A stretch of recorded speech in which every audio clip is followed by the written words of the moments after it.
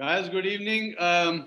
Welcome to our second, so to say, episode of Team Bytes. But yes, it's a part of Xtra Bytes still.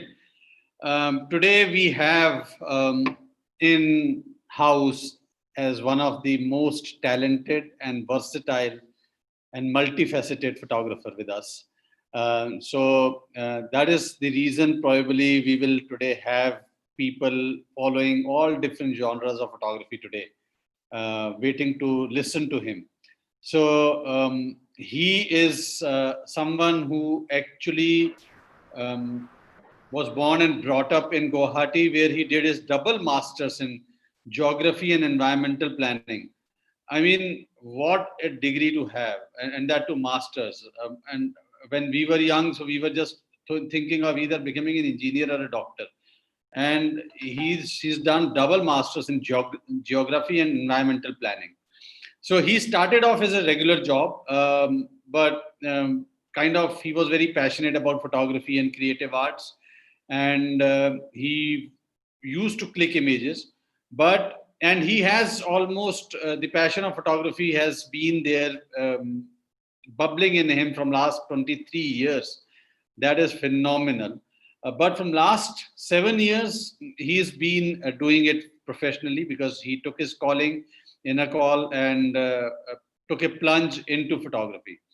So he operates tours and conducts workshops as well across northeastern regions like Bhutan, Sikkim, seven northeastern sister states, and all these workshops and tours are typically oriented towards landscape photography. But it's not my session. It is not even a session for any of the other panelists. It is a session who is one of the most eloquent kind of individuals in our group, who has been one of the people who is very regular by asking very inquisitive questions to all other speakers at Extra Bytes.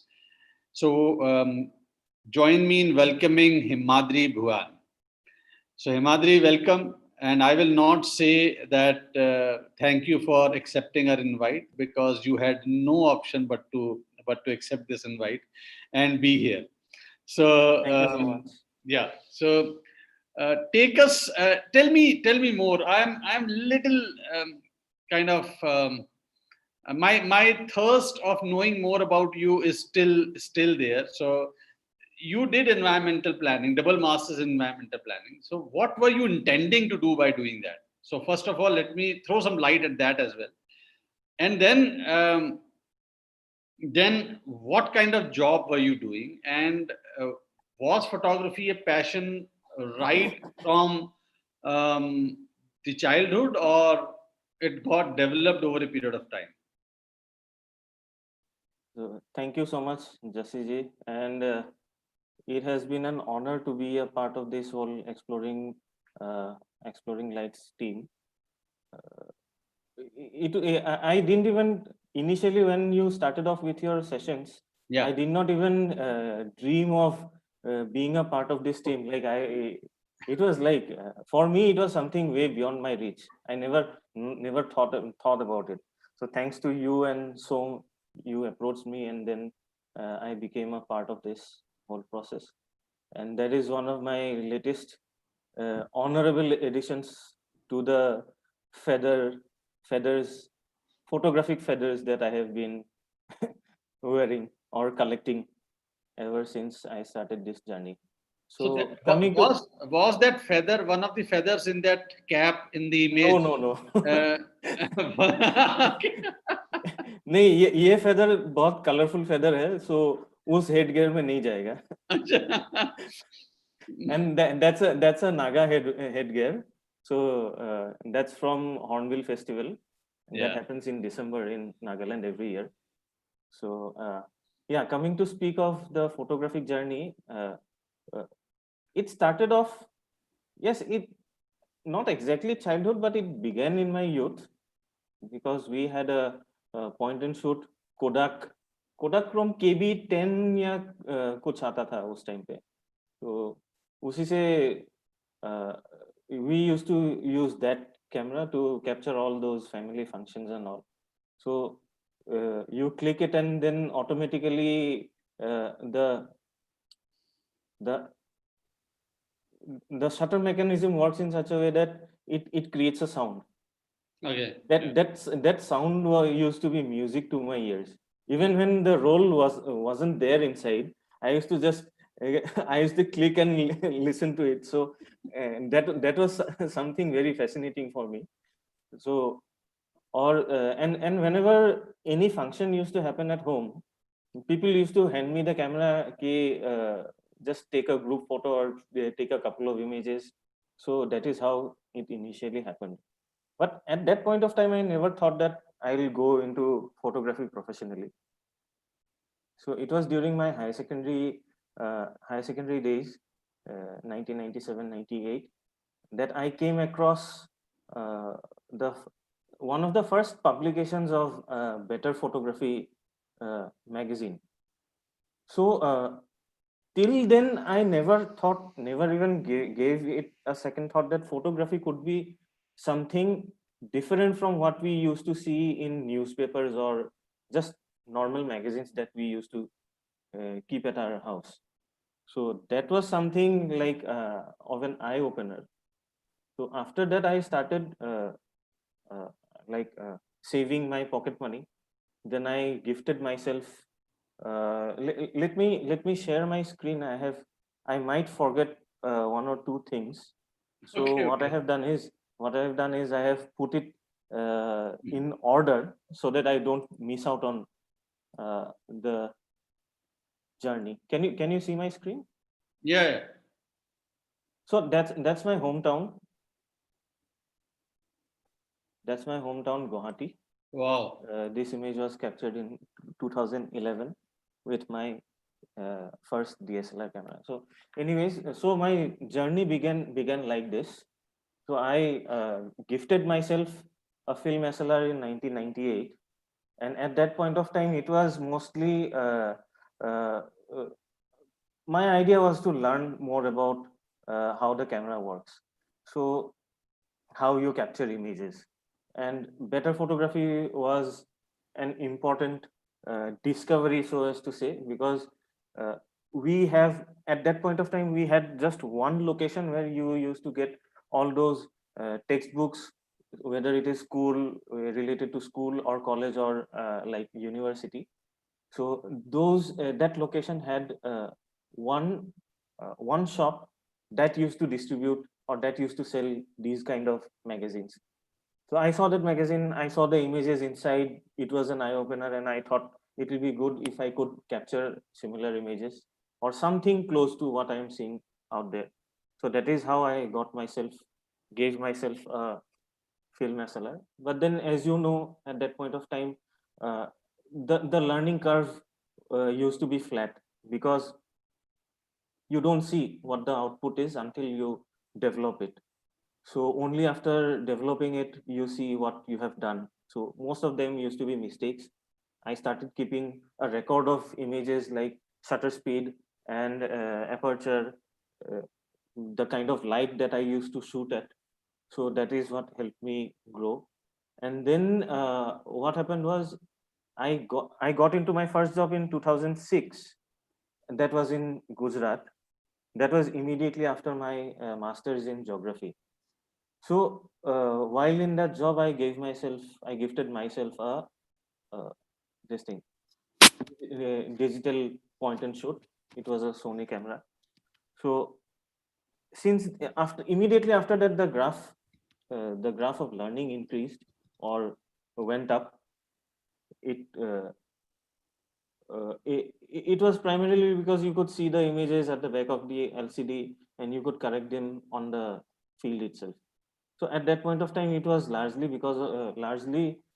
for documentation part, because I was working as a geographical information system specialist. I used to work with maps. So in order to ground truth those maps, I had to go to the field and I had to see like whatever those maps or whatever those satellite imageries were showing, was that an actual patch of forest or was that like agriculture area or something like that? So I used to capture photographs for that. It was primarily because of ground truthing, but all throughout these processes, landscape used to be a part of those images, including the human element. So I was on my third job when I decided that it was around to the mid 2010 or end of 2010 when I thought ki enough of working, let's take a break, let's go back to studies. So that is when I decided that okay, let's try something in the lines of geography, and that is when I applied for mazak mein, like let's apply, because there was a huge gap between my first masters and then I uh, did a job for did three jobs for next 5 6 years from 2005 to 2010. uh, I did my environmental masters in environmental planning from Gujarat.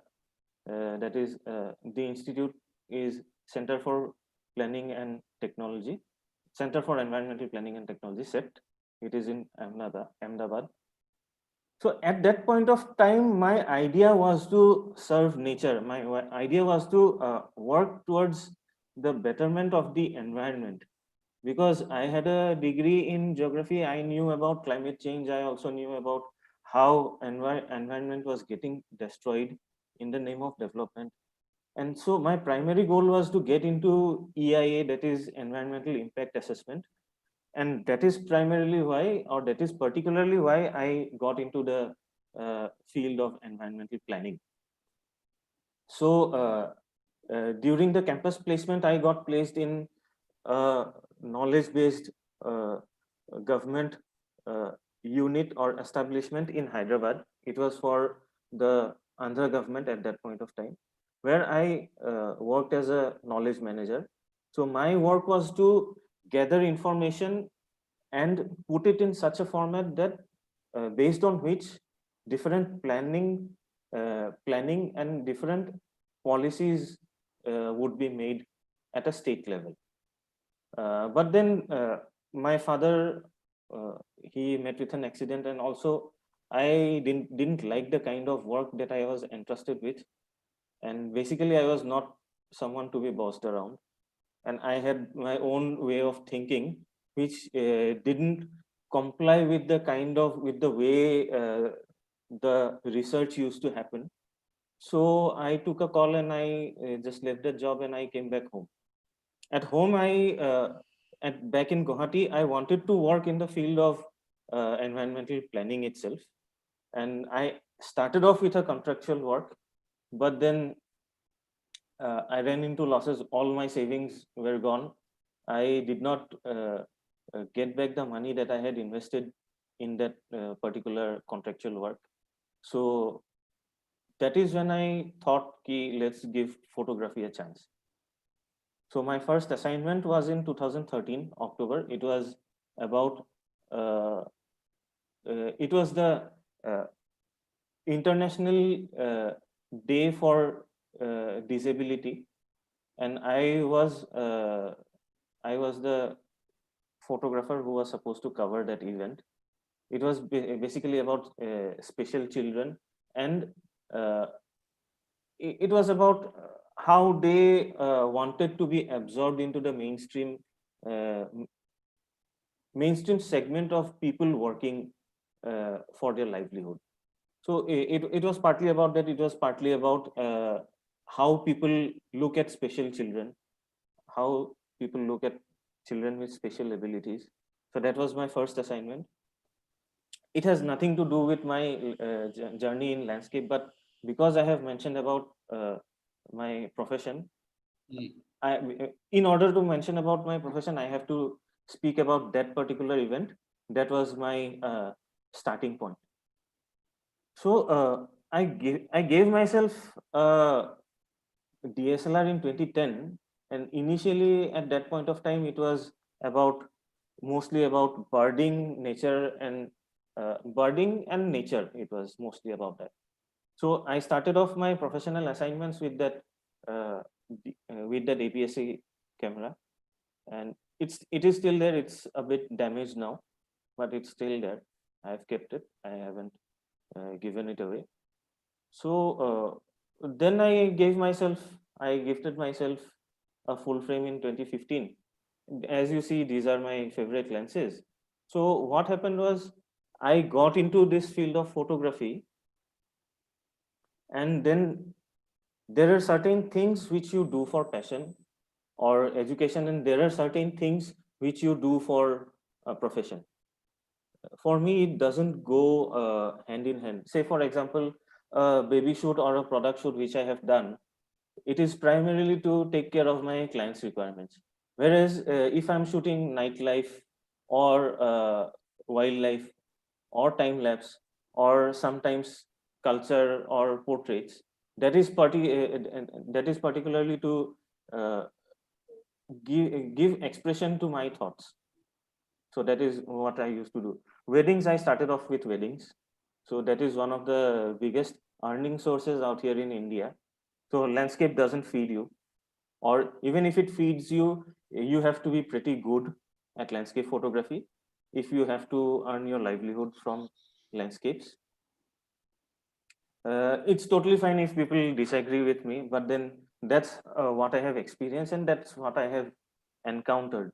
So gradually, towards the mid 2015, I started off with workshops and I started teaching people, whoever wanted to learn. Basically, most of them used to be hobbyists, or some of them used to be people who would like to work with me. So I started off with teaching them, and then I saw because when I was doing my master's in geography, I wanted to be a professor. Again, your, your aim in life keeps on changing as you grow, it seems. When I was appearing in my matriculation exam, then I wanted to be an architect or an astronomer.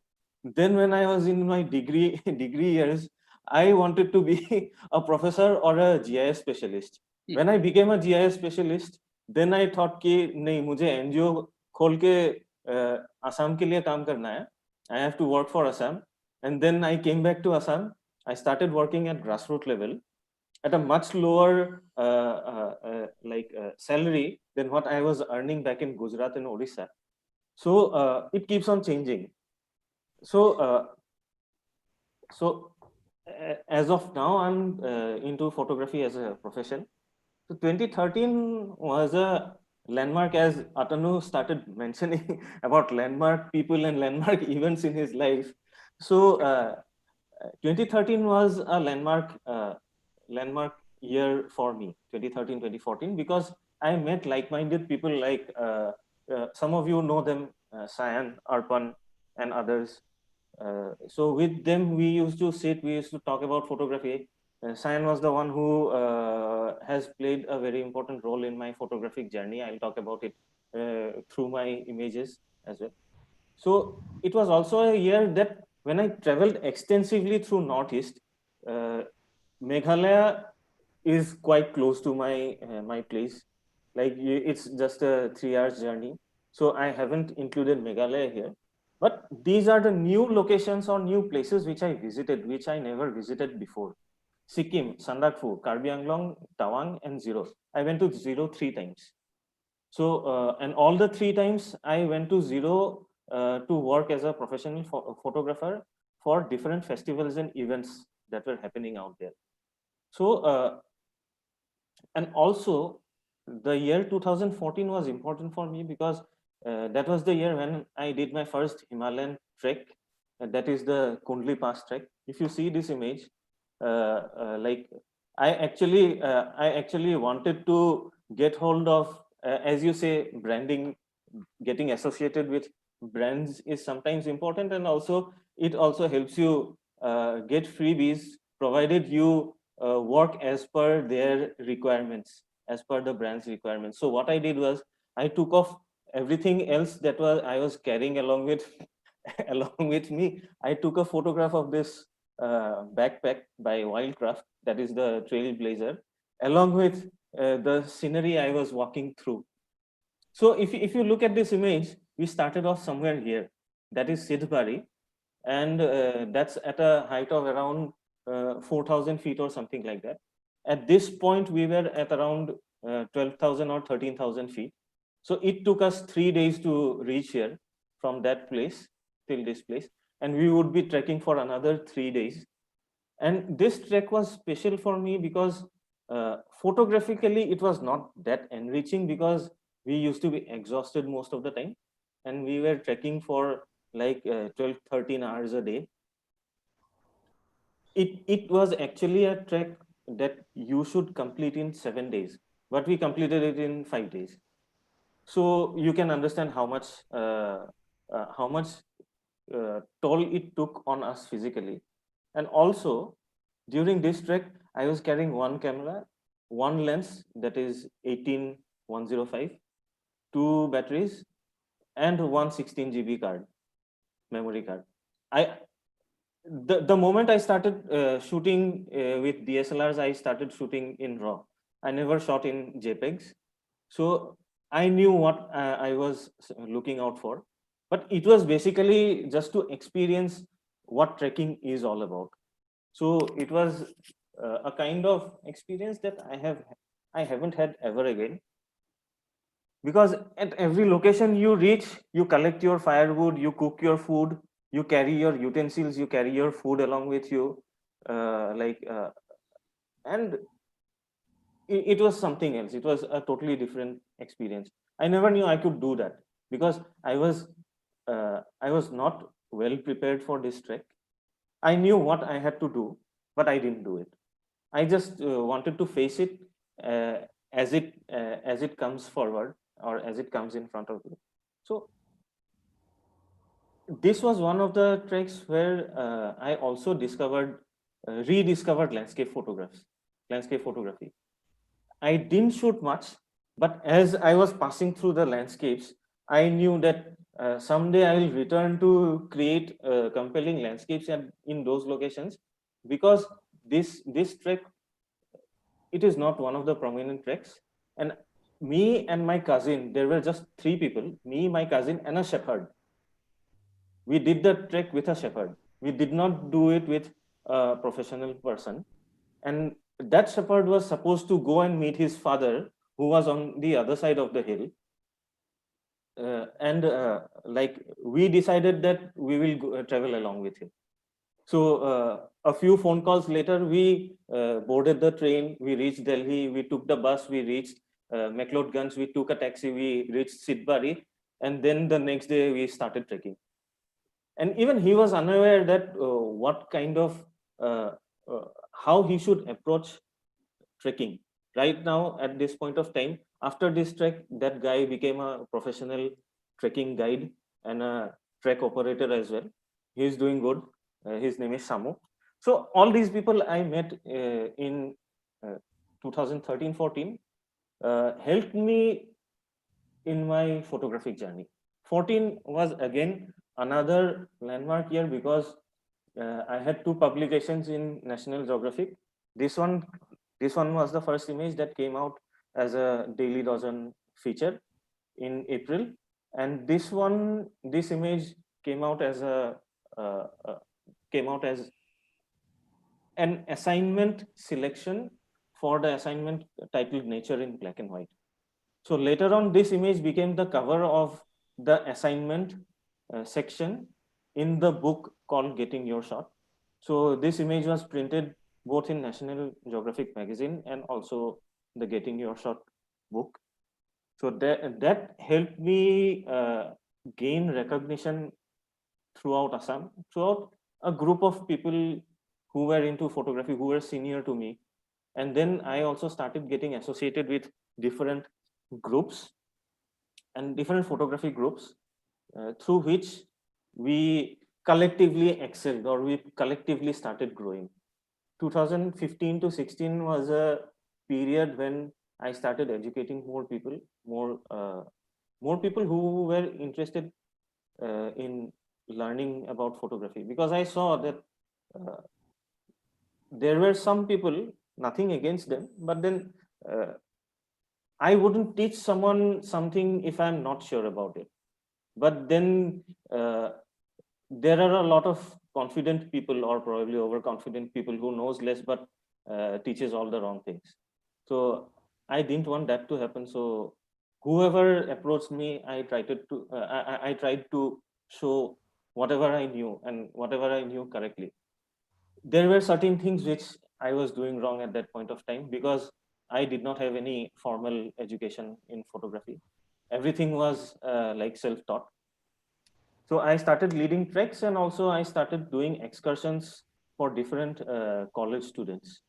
So sometimes I did excursions for a group of students who were from the botany department, whereas I sometimes I did excursions with students of the zoology department.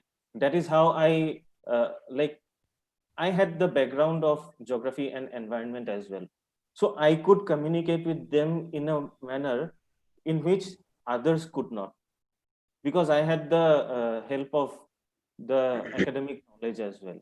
So because of all these things, probably that is why one fine day, Nikon approaches me and tells me that there is this vacancy. Would you like to apply for it?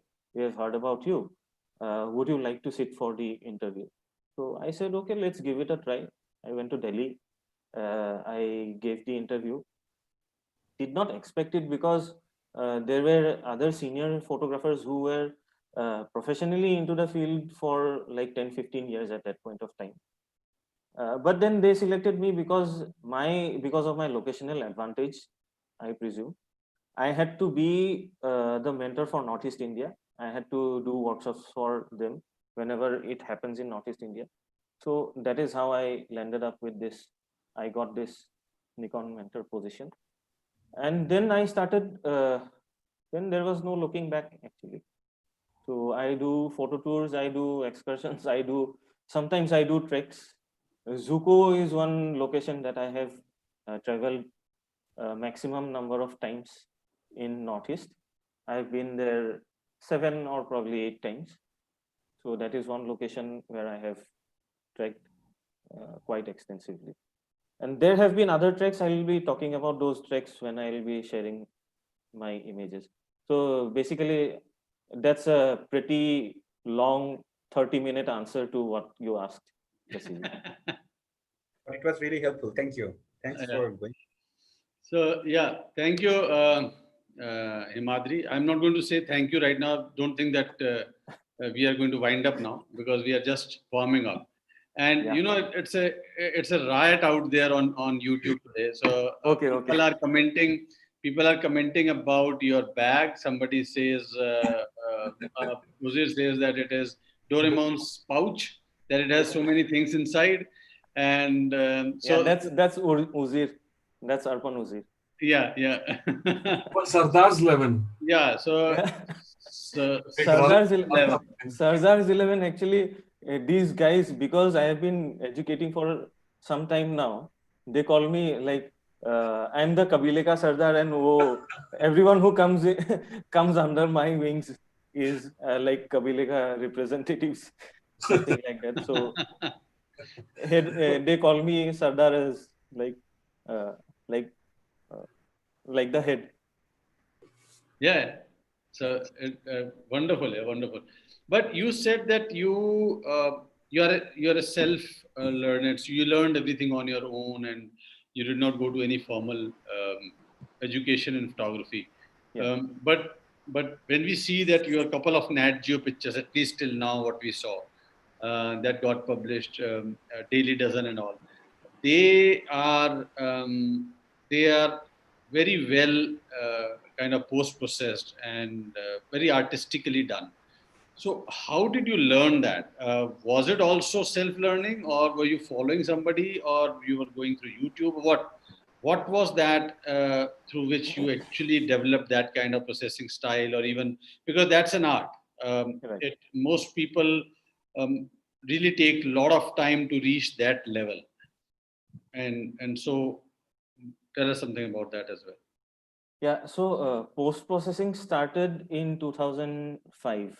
My brother, he had appeared in his matriculation exam, and At that point of time, that was the year when Assam government started distributing computers to students of matriculation who used to get 60% or above. So that was not there when we appeared in metric. So that computer came with a Photoshop, I think 6, if I'm Okay. not Yeah. mistaken. Maybe, yeah. So I used to try out different things back then, and also at that point of time you had enough pocket money to either buy a film of camera, roll of camera film, photographic film, Yeah. or develop your images, or buy a copy of better photography. So I used to take turns. Like every 4 to 5 months, I used to buy a copy of Better Photography magazine. So there used to be certain tips and tricks related to Photoshop. They started it back then. So sometimes it is about say, curves and levels. Sometimes it is about selective coloring and all. I tried all those things. So by meaning self-taught, I didn't mean that I did it or I invented it on my own. You always learn something from someone else, like just like you learn ABCD from your teachers, and you learn how to, then you go on to learn how to frame sentences from words. Once you have started framing sentences or learning it, and then you develop your own style of writing literature or poetry or something like that. So even with me, it was a similar process. I used to try out different things, and whatever worked, I used to stick with that. Sometimes it was wrong, sometimes it was right. The images that you spoke about in this thing about National Geographic, at that point of time, I did not learn it from, or I did not, I was not influenced by anyone else. It was actually after National Geographic that I was getting influenced by other people. Because at that point of time also, broadband or internet was not readily available at your home. You have to go to a cafe, or you have to go to a friend's place to access the internet. So that is how it used to happen. So the time is limited. You have to spend around 40-50 bucks in the cafeteria to to check the internet, to check your mails, to check Facebook, to check at that point of time Orkut was there. So at that point of time I had discovered that, oh, I had discovered what works for me and what doesn't work for me. I have had a special relationship with black and white images and black and white processing, that I love it so much that the first exhibition that I had with two other friends of mine, all my exhibits, all my 22 exhibits were in black and white. So I was more comfortable in black and white image processing than color image processing. So, and it is all about how you want to present it, or whether Yeah. it looks good to you or not. So at that point of time, it was, and that was there. In 2015 or end of 20, no, it was in 2015 when I did my first one-to-one session with one of the leading photographers of Assam, Devraj Chakraborty. So he was the one who introduced a lot of us to luminosity masking and creative landscape processing. I learned it from them. It was a paid process. I paid him for a certain period of time. It was a 5 hours course. So I learned it from them. But before that, what happened was Sayan played an important role in my life, as I mentioned earlier, by introducing different people. So he had better access to internet. So he was constantly, he was in 500px, he was going through works of Mark Adamus, he was going through works of Lee Jeffries, he was going through works of other leading photographers at that point of time. And he was introducing me to those photographers. At that point of time, you could also download images from 500px, which you cannot do. You will have to take screenshots nowadays. So he used to download, he used to show me, like, look at this, how he must have done, or look at this, how the composition works or how it doesn't work. So it used to be interactions. Every evening we used to we used to go for an adda session, like for about 2 hours, sometime around 6:30 we would start. It would go on sometime till 8:39. When we would get together at a location close to my house, we would sit outside, we'd drink numerous cups of coffees and teas, and we would discuss photography. So that was, I started getting influenced by these people. But then, because by then I had already developed my style, which is I'm more comfortable with subjects which you capture by zooming. I was not that comfortable with the wide lens. Wide angle. Yeah, wide angle lens. So I had already developed a style. So I still find myself struggling for compositions when I'm shooting wide. But I'm pretty sure about my compositions when I'm shooting far away stuff or stuff at a distance, because that was also that had its roots in me shooting birds back in 2010 when I got my first DSLR. I started off with bird photography. Then in 2012, I met with an accident, and I I lived a life of a physically handicapped person for about 7 months. I was unable to use my right hand, and after that point of time, I could not lift my camera for a longer period of time. Where even when it had the 70-300 mm lens, that is when I started working more on shorter focal lengths or wide angle lenses. That is what I did. And then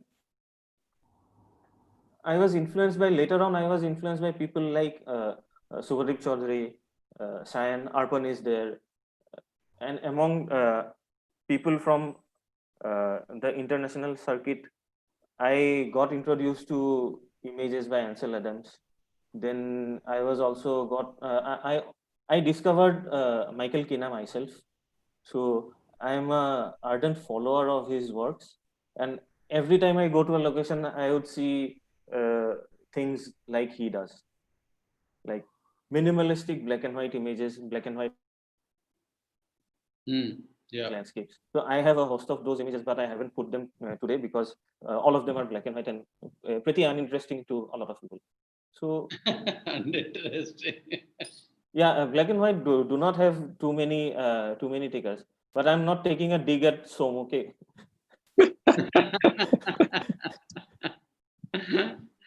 Puneet was asking you, Puneet Verma is on, he's asking you about your love for monochromes. Yeah. So my love for monochrome, I don't know when it began, because it began from before I got introduced to Michael Kina. So somehow I'm attracted to it. Like you strip off all the colors and you get the mood, you get the expressions, you get the story, or you just get plain patterns, textures, all these things attracts me a lot. So I find I can express myself better through black and white images. Wow. And probably you see everything in color in your life. So that is what attracts me. Oh, you have a different life, my friend. You have a different life. Yes. Our lives are monochrome. I can understand that. I can understand. And something about your driving, Himadri. There are some Okay. It seems I'll never reach to my images today. Before driving, don't miss this question. You are a very angry teacher, it seems, huh? Yeah. I'm pretty angry. And somebody commented you even beat people with umbrella. No, I never. No, that's a lie. They're trying to taint my image. Like I do like this, but I never hit. I never hit people. Lie. Yeah, they're creating a controversy out there. It's nothing like that. But yes, Conspiracy, right? Yeah, controversy, conspiracy. मेरे खिलाफ सब कुछ हो रहा है. It's helping the show. We have like 45 people concurrently watching consistently. So keep conspiring. No problem. Okay. So as far as And we are looking forward to more controversies. just for the YouTubers. yeah. We are looking for more stuff. No, like the instances of me getting angry is when I'm leading a tour.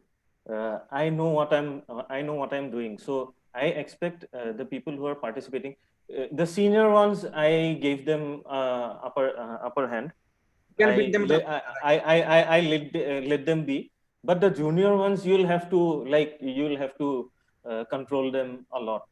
And you beat So them. it so happened that one guy, he was so lost in his photographic process that he was standing on the edge of almost 1,000-foot fall.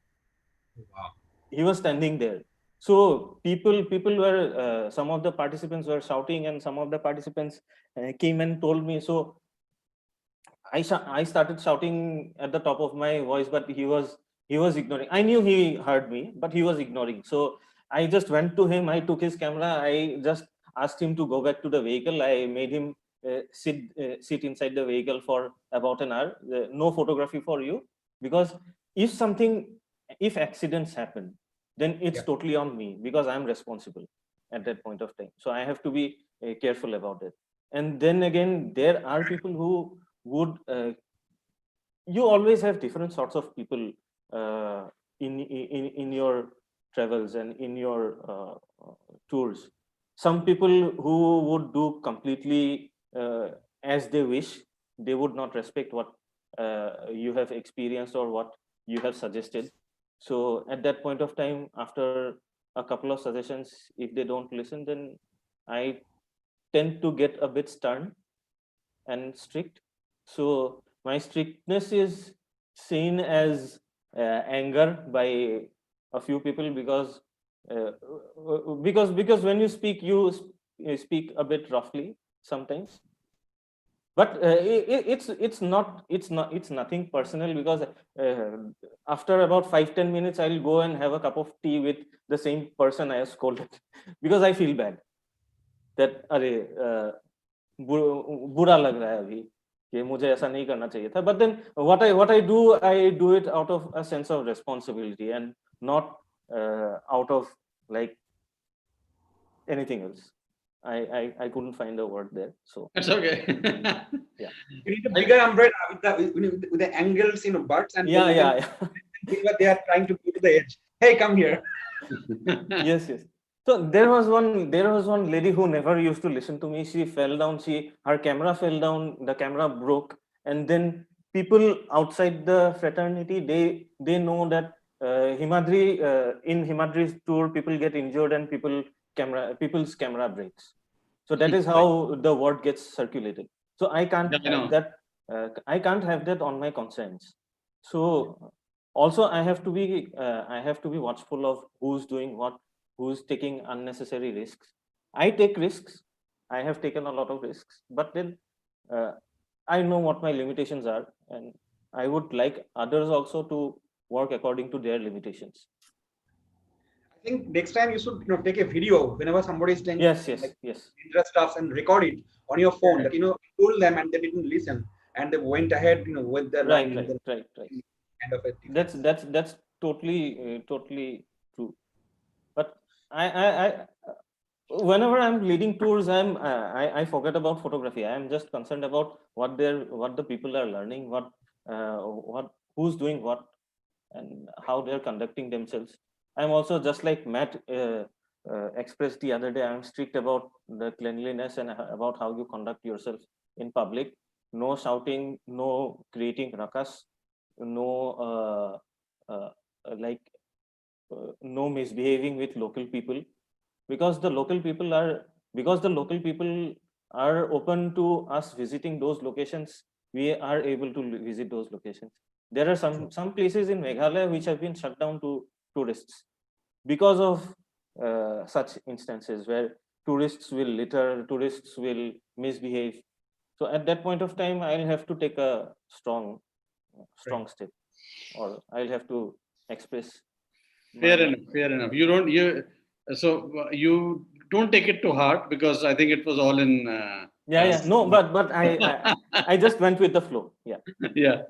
So let's dig into your images. So just show us your images. We don't want to miss out on that. Okay, Jassi ji. Let me share the screen. I have quite a few images, but certain images I'll go through quickly, and the technical ones we could discuss about them.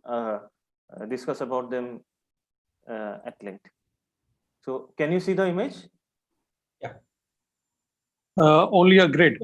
We see the Okay. okay, We see a grid. The thumbnails. thumbnails.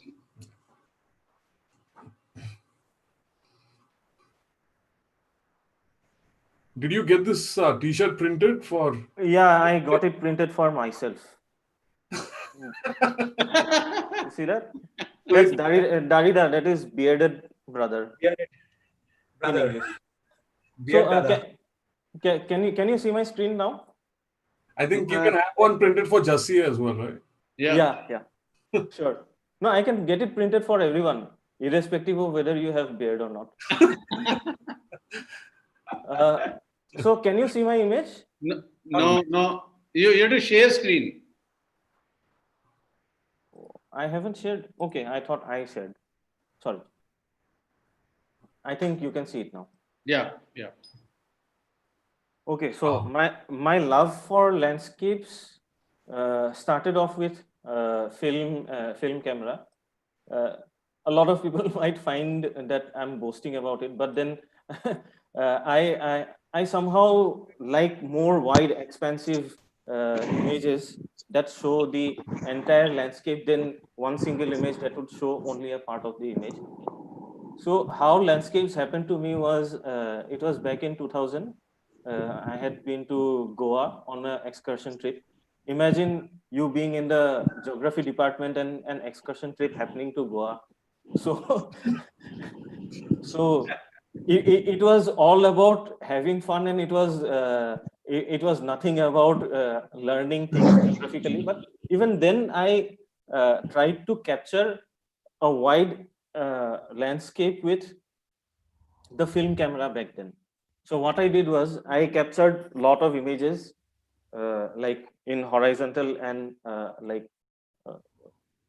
2-3 rows of images. I came back home, I printed them, and I pasted them on a chart paper, making the entire landscape. So that is how I used to shoot landscape back then. But I was totally disheartened by the fact that because by then till then I did not know about the distortion that a lens uh, used to bring into your images. So when I was trying to like create that panorama at that point of time, the images won't stick together. The edges of the images won't stick together. So that was a discovery. So after a few attempts, I stopped capturing panoramas again. And then the next time I captured a panorama was in Nepal when I had visited Pokhara back in 2012. That was when I restarted shooting panoramas.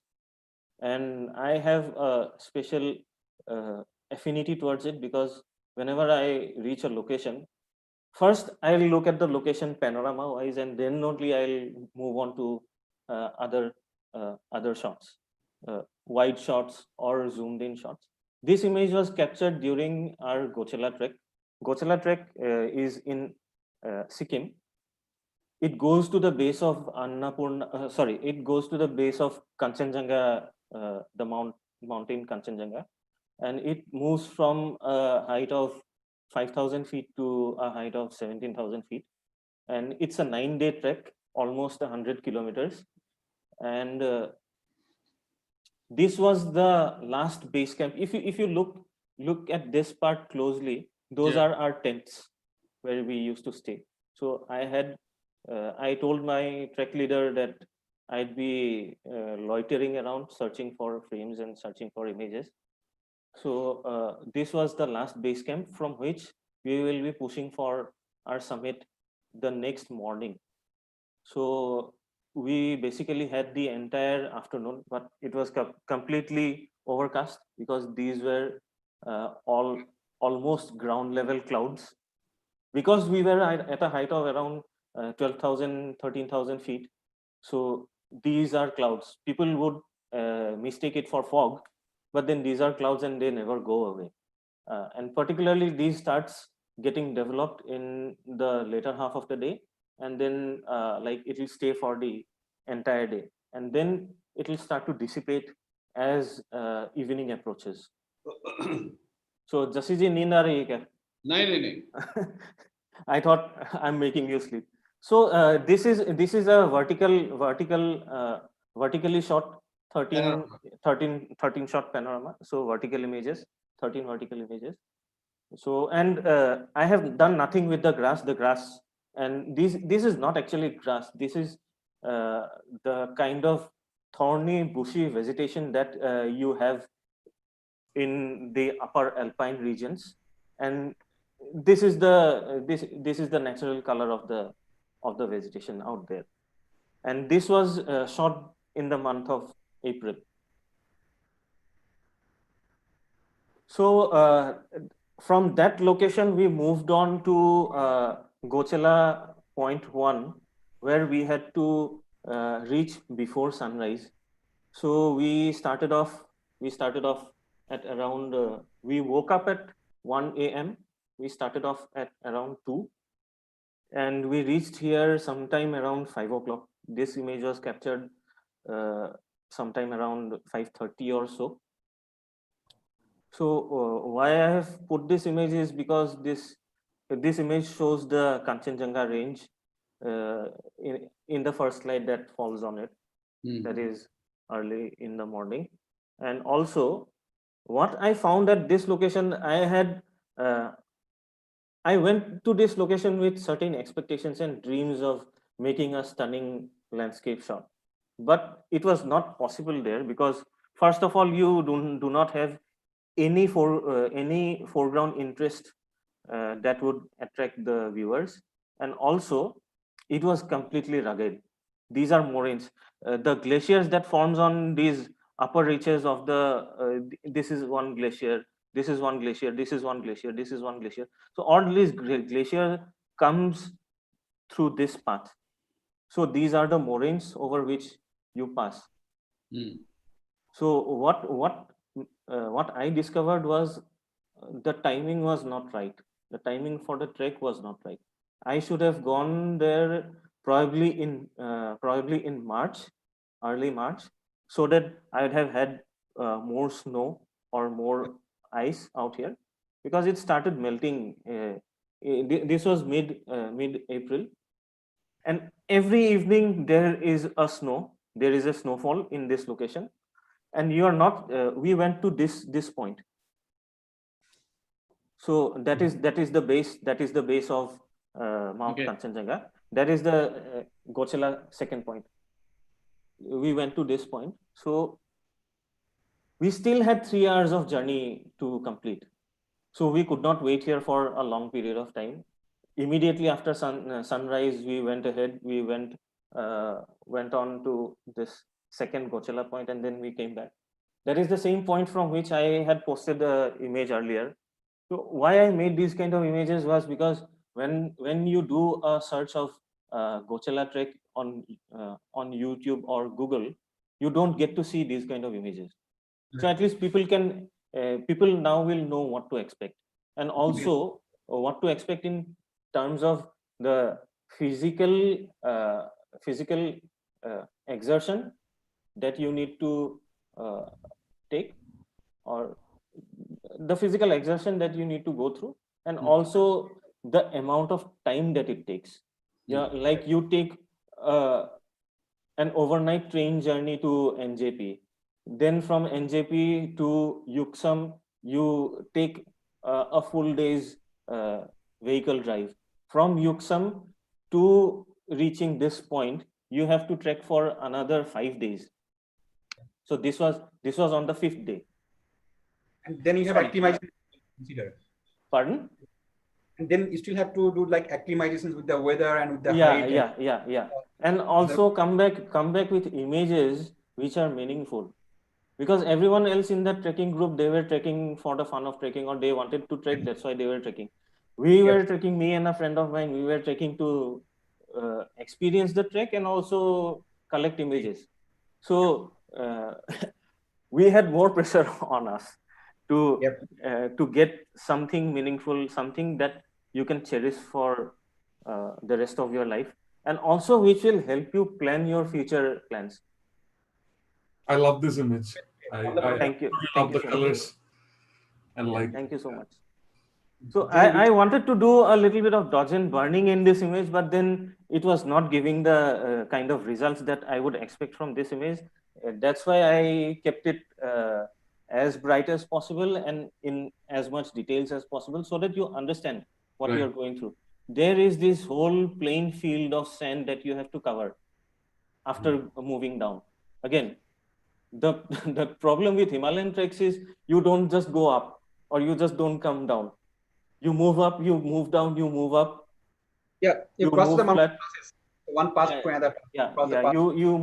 You move through passes, and uh, it's pretty amazing. A few minutes later, you see the twin peaks here. A few minutes later, I captured this.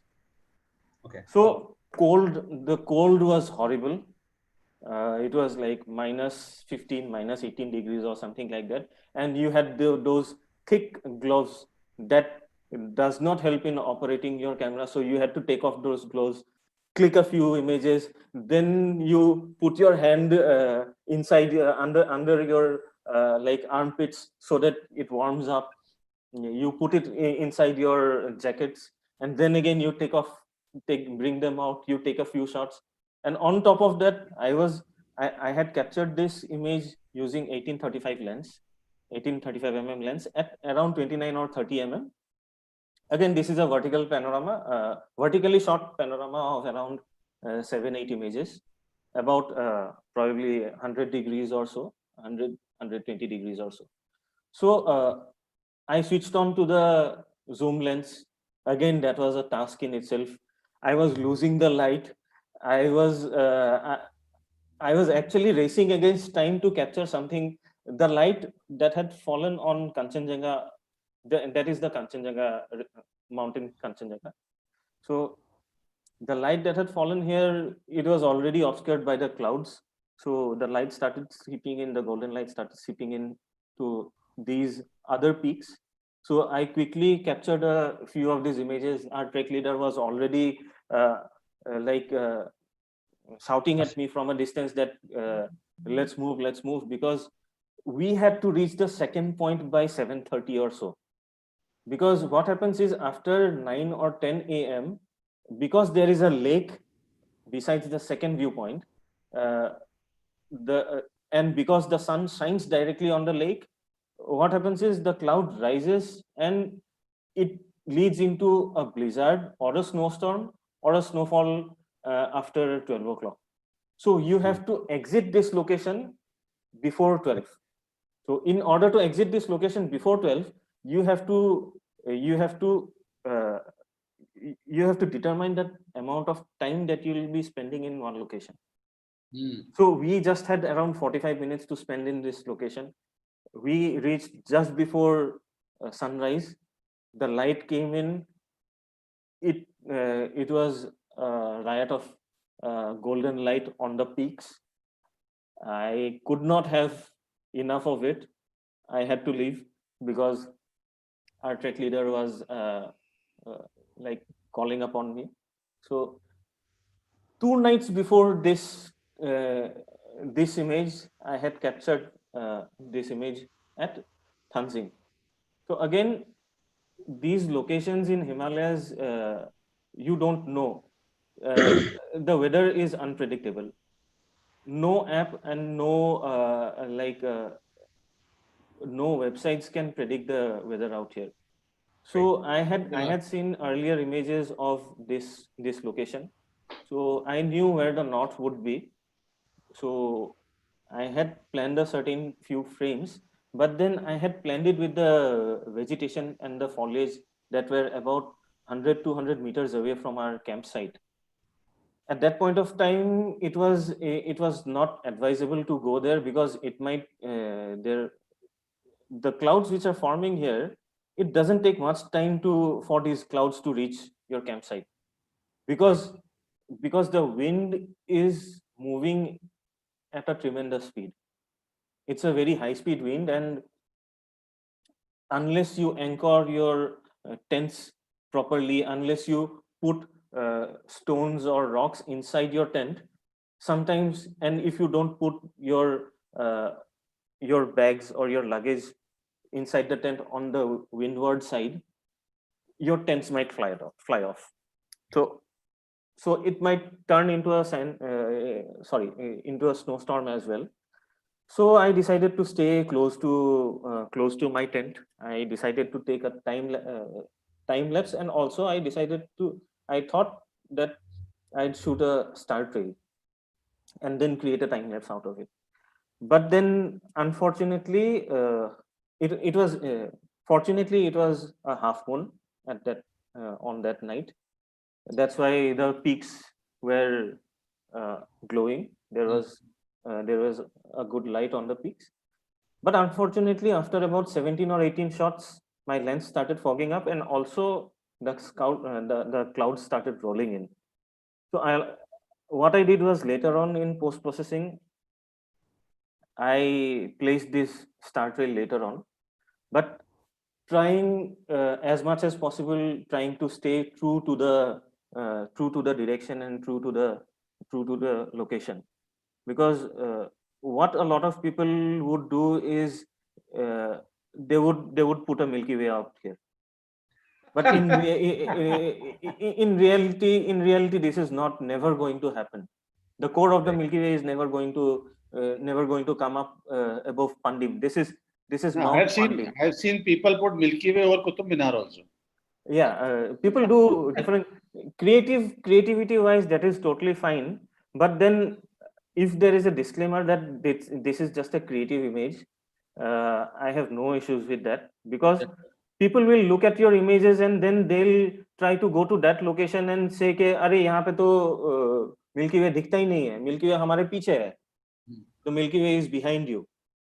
So that is how you put a wrong impression. So what I did was, I tried to stay true to the direction and true to the north. And also, even while shooting, I had this experience of wide angle lenses. When you tilt it up and shoot, the trails becomes distorted and it looks odd. I don't like my trails to be distorted. I like my trails to be symmetric and properly in a circle. So that is why what I did was, I took it from a height. I took this image from a height, almost from chest height. That is how I could retain the how to say, perspective, not distort the perspective. So moving on to Meghalaya. So Meghalaya is quite close to, like, these locations are quite close to my house. Yet the way I haven't been able to visit these locations the way I should have, given the proximity or given the closeness to these locations. Why I am showing this image is because this is one of the images which led to partial destruction of this location. I knew this is going to happen. That's why how I discovered about this location was, my sister has a degree in anthropology. She was doing her PhD from Shillong. She does all these anthropological studies around ancient and medieval sites and all. So she told me about this location in 2014. So I waited almost 1 year to reach this location. After reaching, I knew that I'm not going to share any information about this. This was discovered by others as well. I'm not the first to discover this location. But I'm probably the first person to lead to the destruction of this location, because 1 year after capturing this image, I had presented this image in our exhibition. People went crazy. Like, where did you find this? Where is this location? And reluctantly, I told a few people. I knew what is going to happen next. 1 year later, the whole place has changed completely. I captured this in 2015. I waited for 1 year to post this image or to circulate this image. And after 1 year, by 2017, this was spoiled. So I have to take that on my concern. So at this point of time, I try to be careful with sharing locations or informing only those people who are respectful of nature and who are respectful of like the locations that they visit. Also, I try to leave the location like I found it. Sometimes we do clean up the locations as well. Even during the Gochela trek, there are so many people trekking on that trail that almost 20-30% of the people, they litter. They throw garbage, they throw plastic packets, they throw toffee wrappers. So during the Gochela trek, what we did was we used to carry another polythene hooked onto our carabiner, and whenever we used to see the litter around, we used to put in. Our trek leader used to start it, and then he used to pass it on to us, saying, okay, I'm not picking this up, someone else pick up. Because you also have to maintain your speed while you are trekking. You can't just stop and then move and then again stop and then again move. So this is the image from the other side, shot 2 years later. So again, my love for panorama continues. So what I discovered with this image was, instead of shooting from up front, everyone who would go to this location, they'll shoot from front. So what I did was, from this particular image, I started going inside the falls wherever it was possible, and I started showing from behind or from inside. So I wanted to make that my signature style, because I have seen one such image of Krangsuri by Debrasda at that point of time, which he shot partially from inside, but not totally from inside. So I wanted to make that my style. So I have been trying this with almost all locations I visit, wherever it is possible. I have 15 or 16 different images of different locations, which are shot from inside. I haven't posted all of them. I have posted only a few. So again, this was captured this was captured vertically, around 30 shots, and this is a span of about 200 degrees or so. Wow. Almost 200 degrees. So It's I have quite been speaking. phenomenal. It's Thank you, absolutely Sanjay. phenomenal. I've been speaking for a long time. It seems like I'm speaking to my screen. So if you have any questions about my past images or these images. So here the railings, right? So were the railing put up after your visit? Like Yes. You can see the railings.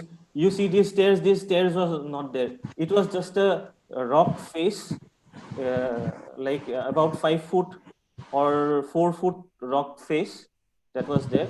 They carved stairs, and then if you see, they have also carved out a sitting space out here, if you see, so that people could sit. So actually this is the king's bath. Historically, this is where the king, who was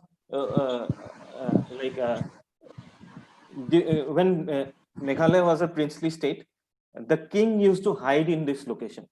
This was the king's hideout. So if you look at this stone, I do not have images of this location. What happened? What you'll notice is there are 5 seats carved out there, 2 larger seats and 3 smaller seats.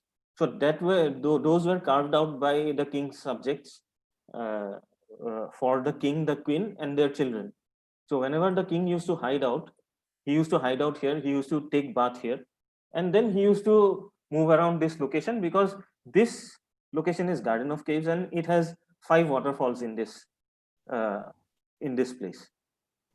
So you could spend an entire day, and even still you would not have enough of shooting this location.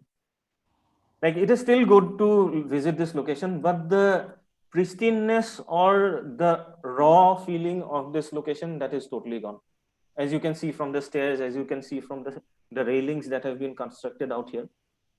So that is what has happened. Can you go back, Himadri? Yeah. There is one question from Puneet that he's asking, is this exposure bracketed as well? Yeah. This is an exposure. This is, I think, 3 brackets, 0, +2, -2, and then like 12 or 13 vertical shots. Fantastic. Yeah, go on.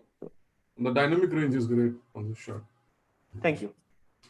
So moving on to again Meghalaya. Meghalaya is full of, because one thing a lot of people do not know about Meghalaya is that Meghalaya Plateau is an extension of the Deccan Plateau region, and that is why you have similar rock structure and similar topography and certain similar vegetation that you find in Western Ghats and Central India. You find them in Meghalaya as well. So if you search good enough, if you search well enough, or if you do your research good enough, then I'm sure you will find these kind of scenes in Western Ghats too. I'm sure Western Ghats is less explored, so that's an indication to Som, Puneet, and the rest who would want to explore such locations, because the topography, the landscapes, and also because this is a plateau, that is also Deccan Plateau is also a plateau, so you could search for such locations. Also, Meghalaya has some crazy sunsets. Sunrises, I can't speak about that, because when you are leading a tour, you can't just make people take night photographs and also return to a location for sunrise as well. So I have explored sunrises less. I've explored more of sunsets. But this is again a bracketed shot.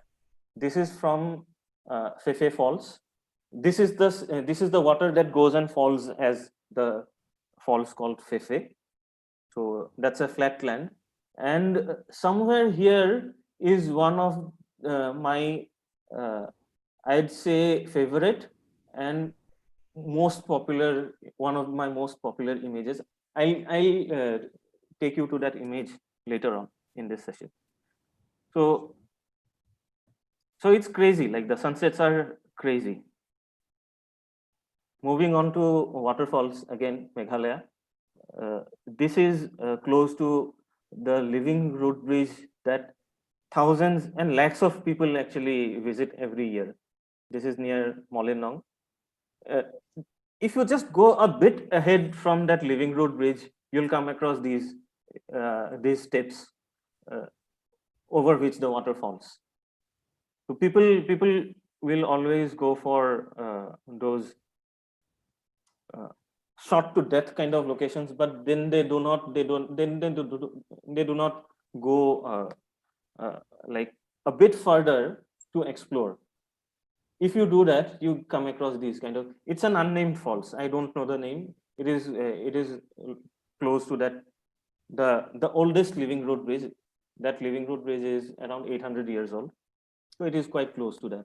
Is it so again, this is Himadri? Close to Nongriat? No, this is Nongriat has the double-decker living root bridge. Right. Oh, this is the Molinong. Yeah, this is the Molinong one. So this is close to that. And then this is a Vartanama of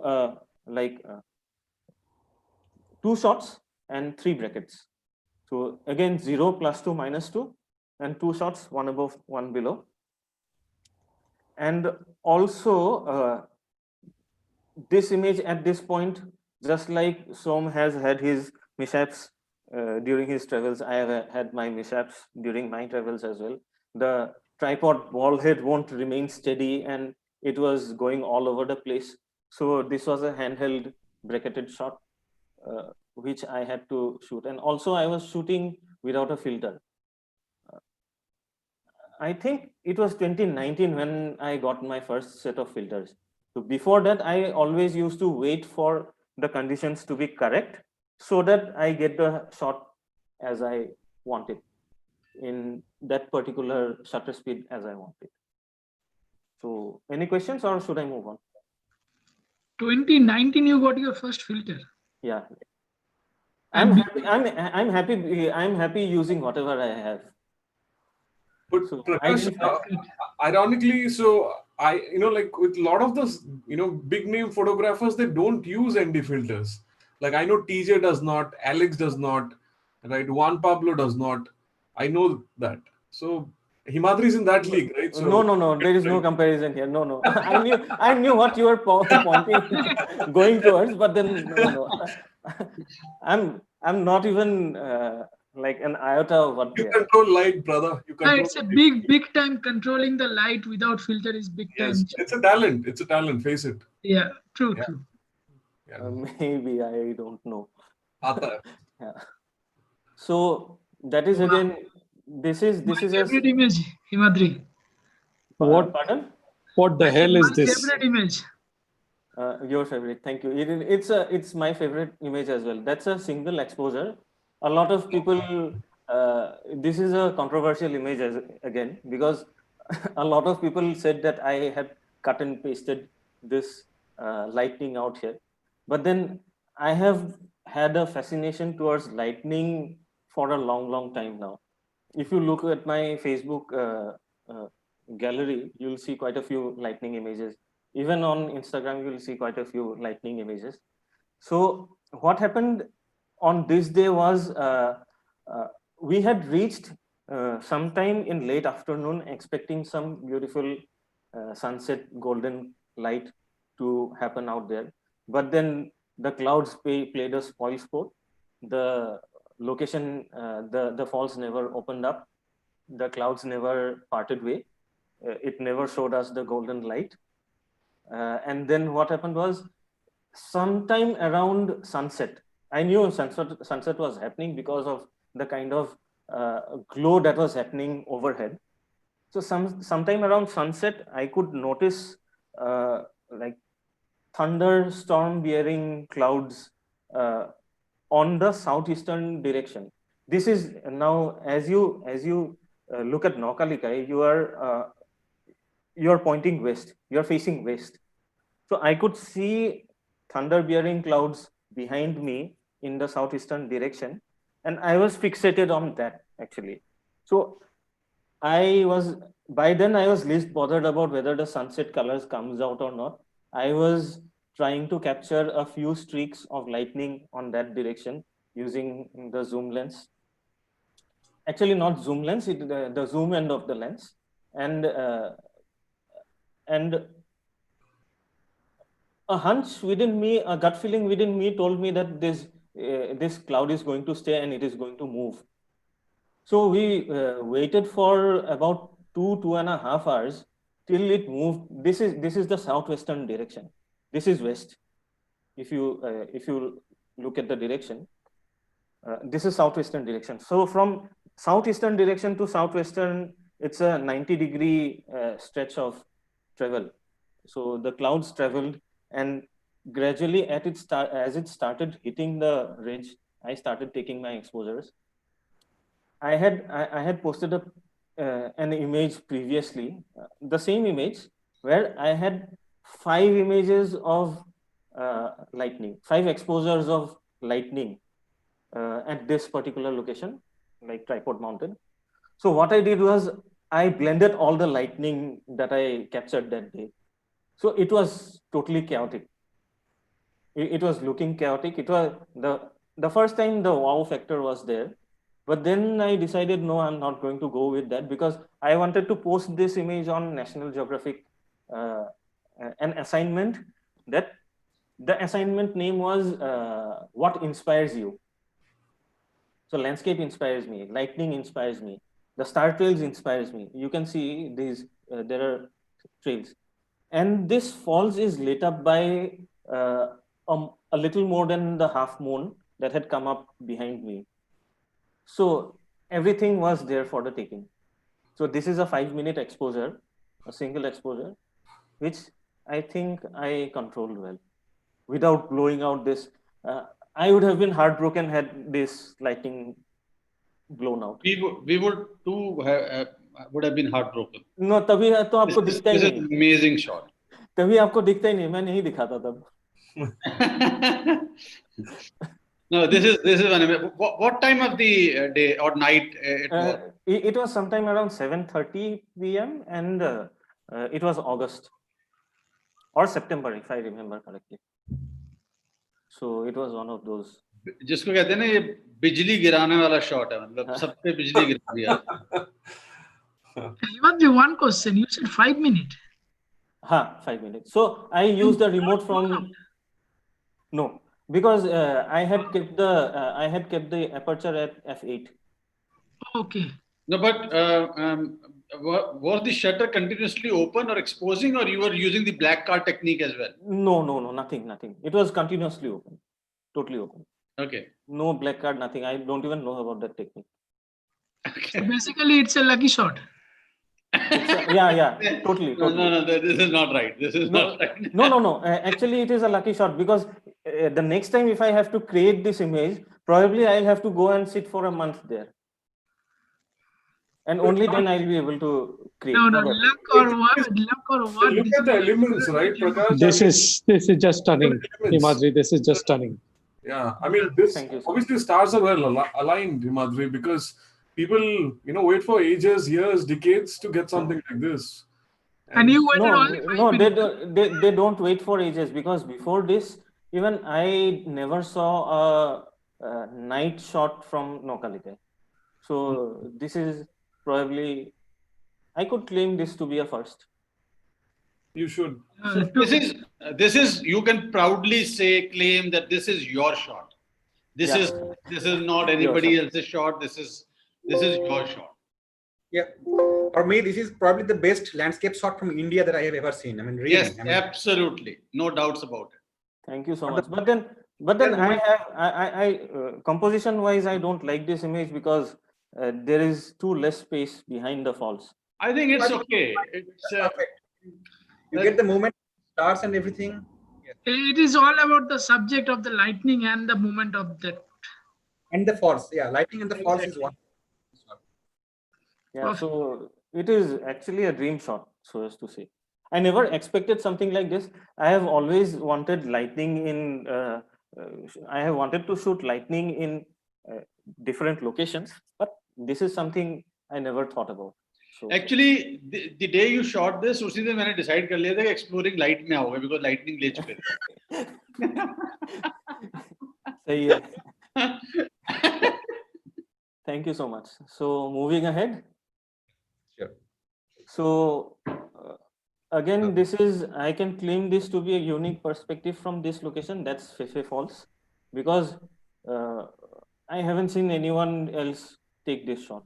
So whenever I go to a location, the first thing is, if someone has shot something, even if I take the shot, I won't show it because it is just a keepsake. It is for my collection. But if I have to show it, I will show something that others have not seen before.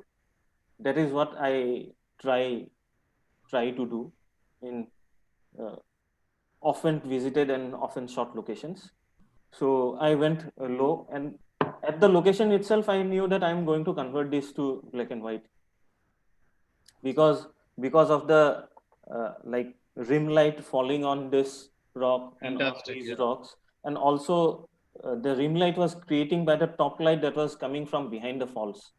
So you can see a few streaks as well. So it's quite a tall falls.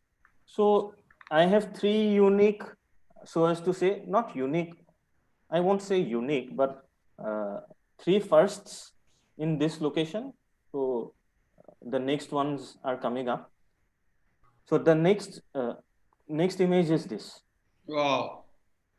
So till then, no one had thought of creating something like this in this location, because everyone would go there, take a long exposure, come back. Even if they put a figure in front of the falls, they would take a long exposure and come back. So I thought, why not create something from those huge waterfalls that you see from Iceland or other parts of the world, wherein you have the person with. So the idea is not mine. basically I have stolen the idea and applied it to our local context. When did you click this? When, as in what time or which No, month? no. Which year? This was last year. Okay. Last year. So Fefe I visited only last year. Before that, I didn't visit this location. Is it So- on the Jaintia side? Himadri? It's on the Jaintia side. Jaintia Yeah. Hills, okay. It's about 220 kilometers away from Guwahati. It's a fabulous image, man. About It's only 2 hours drive. no. That's a 3.5 hours for me through the hills. For anyone else, it will be a 6 hours drive. Okay, we are coming with you. So probably that answers the driving comments about my driving skills or something like that. Very good driving skill. Very good. No, I don't. I can claim that I don't drive like reckless. I'm careful, but yes, I like speed. So you see this cavity out here. So the story goes like me and Mriganko, like in recent times, landmark moment or a landmark person in my life has been Mriganko, because he has been my partner in crime in almost all my visits to Meghalaya. So we go together, we talk about ideas together. His style of shooting, his style of processing is totally different. My style of shooting and the way I see is totally different. So that day I had decided that I'm going to the bottom of Fefe Falls and then I'll be sleeping. I have been to Fefe about 6 times now in 1 year itself. So 7 times. So that was probably the 3rd or the 4th time. I decided that I will go and sleep at the base of Fefe Falls. I'm not going to shoot, and I'm not going to do anything. So, but the approach to the falls is pretty steep. There are no paved way. It is just a plain slope of mud and soil. So sometimes you slip and fall. Like it's not a great fall. Like Humpty Dumpty had a great fall. Nothing like that. You just slip and fall like that. So You slide, Kalna. so no, I'm not that prone to falling, but then I'm 82 kilos, so it's natural that I fall as well. It left a dent for sure. So I by the time you reach the bottom of the falls, there is so much adrenaline rush going through you or within you that you can't sleep. I had plans of sleeping there. You can't sleep, so I decided let's go to the other side of the falls and explore that location. Because what happens is we usually explore the right side of the falls. Right side of the falls, as in this direction. We explore the left side pretty less. So after reaching there, what I suggested Mriganko that let's go behind the falls.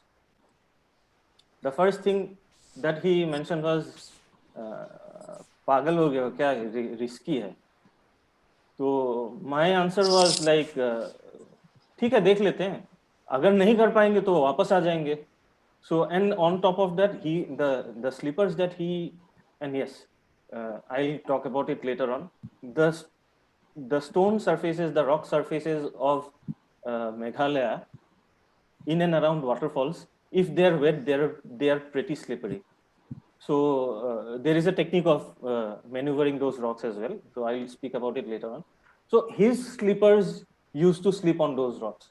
So I told him, come barefoot. You don't have to take slippers.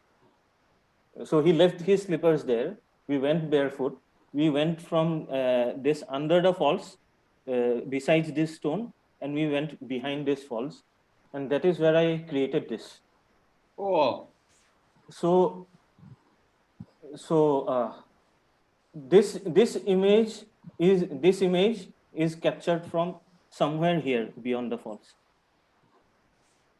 So this is one of my most ambitious images, so as to say. It's a 34 row, 34 shot, 3 row panorama, Wow. and about 220 degrees, 170 shots to get the dynamic range. So it took me quite a long time to process this image.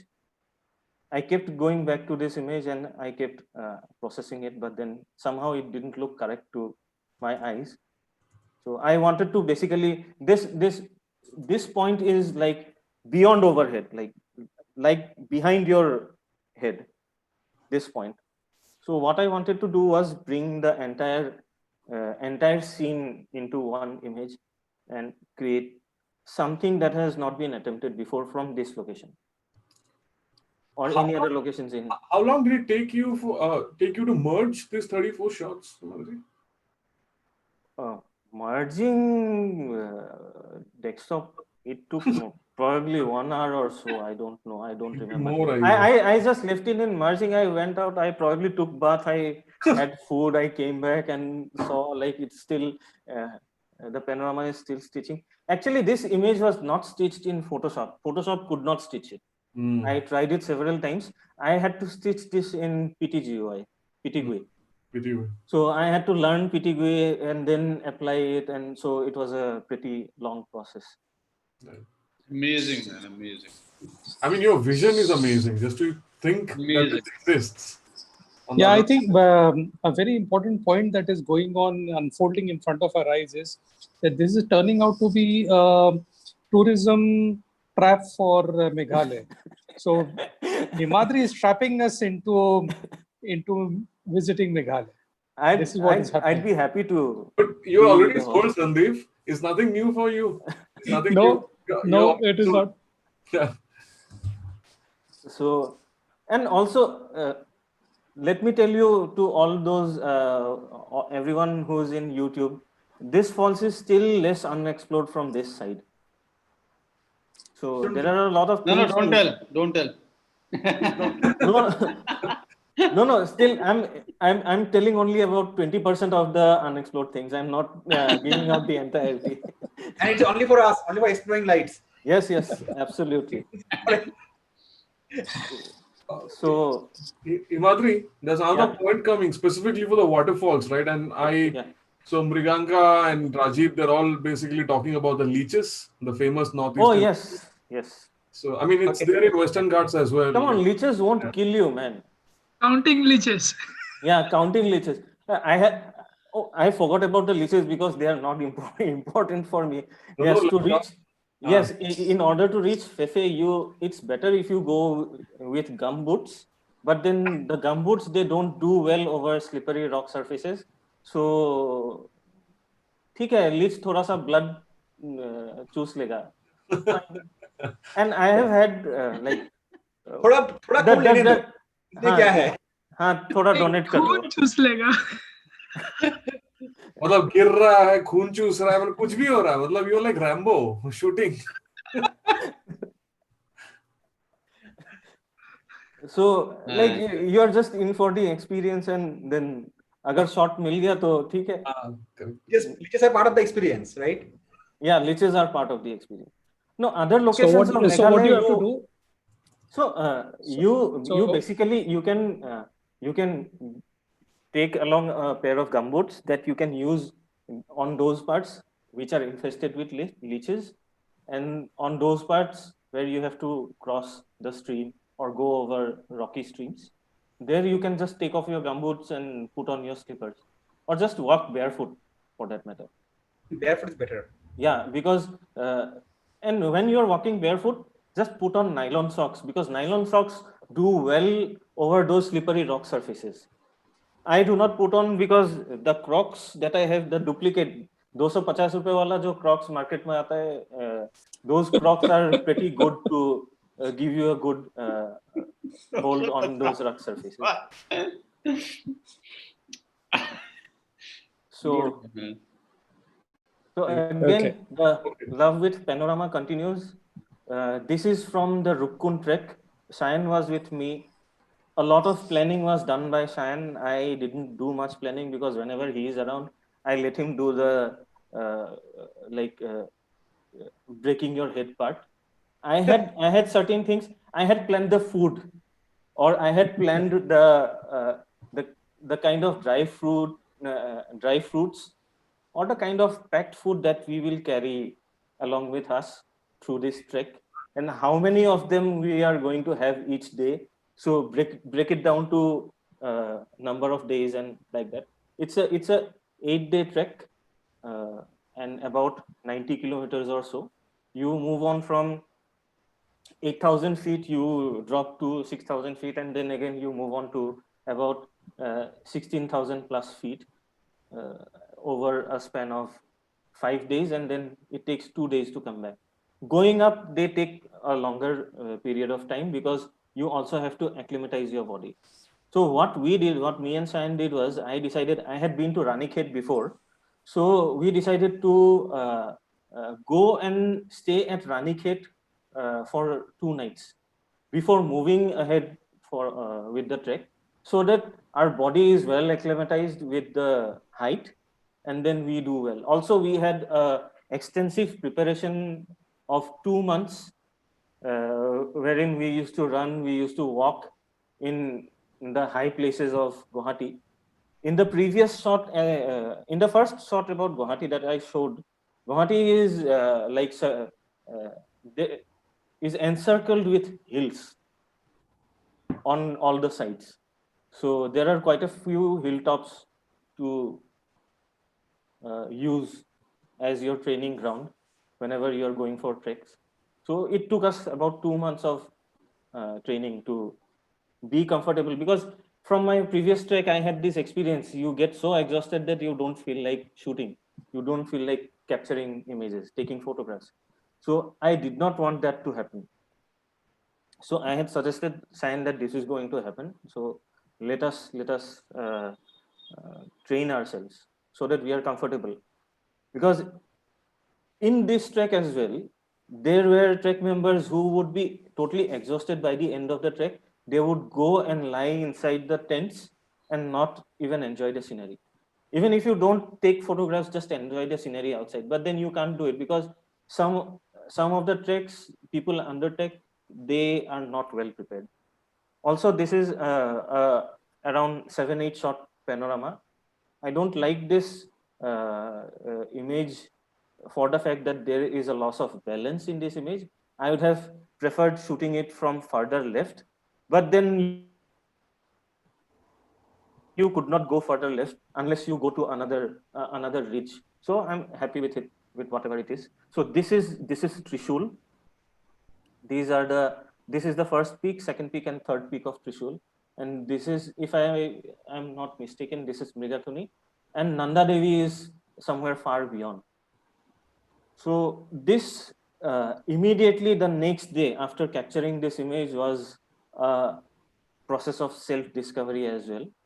So we had again, me and Shayan had an ambitious plan of shooting the triple peaks of Trishul in morning light, because we have seen golden light of sunset on Trishul, but we haven't seen, till then we haven't seen the golden light of the morning that will seep in from the right. So we had planned that. The trek leader was so confident with our performance of the previous 2-3 days that he let his head guide go with us, because all these locations you cannot go with a guide. He let his head guide go with us and we started off at around 3 a.m. at night. So for that we had to wake up at 2:30. We had to uh, go for our nature's call and all, and then we had to get ready. That night I discovered, later on we captured this, uh, and then there were two discoveries that we made on that during that span of about 5 hours. The first discovery that I made was my body does not do well with cold. My body is basically a diesel engine. जो गर्म हो जाएगा तो चलता रहेगा. It will keep on running once it is heated up, but in cold, my body is not going too well. Like Cyan and the guide were far ahead of me. Every step I was taking that night, and what the guide did was to cut short on the time. It takes around 1.5 hours of a level a level distance, like the point from which you start the trek that day to the point where you have to reach here. It's almost flat. So what he did to cut short of the time, he took us over a ridge, and that too at night, and that too on cold. So every step I was taking, I was cursing myself. Ki, uh, what the hell was I thinking? Trying to do trying to attempt these kind of things. And after about 15-20 minutes, I told Shine, I'm going back, but he kept on insisting, ki, no, you will be able to do it. Come on. And apparently his body, I don't know what kind of body he has. His body does well in cold, but mine was like, it was, I don't know. You say ki when you hammer in cold iron, it breaks. So probably that's what my body is. So that was the first discovery. The second discovery was because we did not have any apps, or we did not have any these things, so as to say. I can read topo sheets well because I have a degree in geography and I have done extensive mapping as well, including reading satellite imageries. But then in India, satellite imageries are not available to the public. And also at that point of time, the applications were not there that would tell you or that would help you plan your landscape shots in a better way. It was June. The next day, it would be the summer equinox, so longest day of the year. And the sun rises on a northeastern direction. So what happens is it basically rises behind the peaks. If you see, these are the peaks of the Trishul system. The first, second, and the third one is hidden. So basically, we could not shoot the sunrise from, because we never knew that is going to happen. We reached there, we were waiting for sunrise to happen. It was not happening. And then all of a sudden, as we started seeing the light coming up behind this hill, or behind, it's not a hill, it's a mountain. It's like more than 20,000 feet. So coming from behind the mountain, we realized that we are not going to experience any golden light here. So first is the dejection, and then trying to scramble for shots at that point of time. Like, what do you do? What do you create? What lens do you use? Like I had put on my long lens, my 70-300 mm lens, and I had put it on the tripod and I had trained it on the peaks. But then when I saw this, again, I had to switch on to the wide lens, and then I took this shot. So it was a lesson well learned. So the lesson is, if you want golden light, golden sunlight of early morning on Trishul, you will have to go there in the winters, probably in January. So pretty expensive and hard lesson to learn. So the evening before, Wow. so this is the kind of light that we had experienced on the face of Trishul. So, and also this was by luck, because it was completely. If you look at this image, the clouds had actually parted ways for some time to show us these peaks. Otherwise, by the time we reached this location, all we could see were dark and gray clouds. We could not see these peaks. The peaks came out, the clouds parted, the peaks came out for some time, and it was engulfed in clouds again.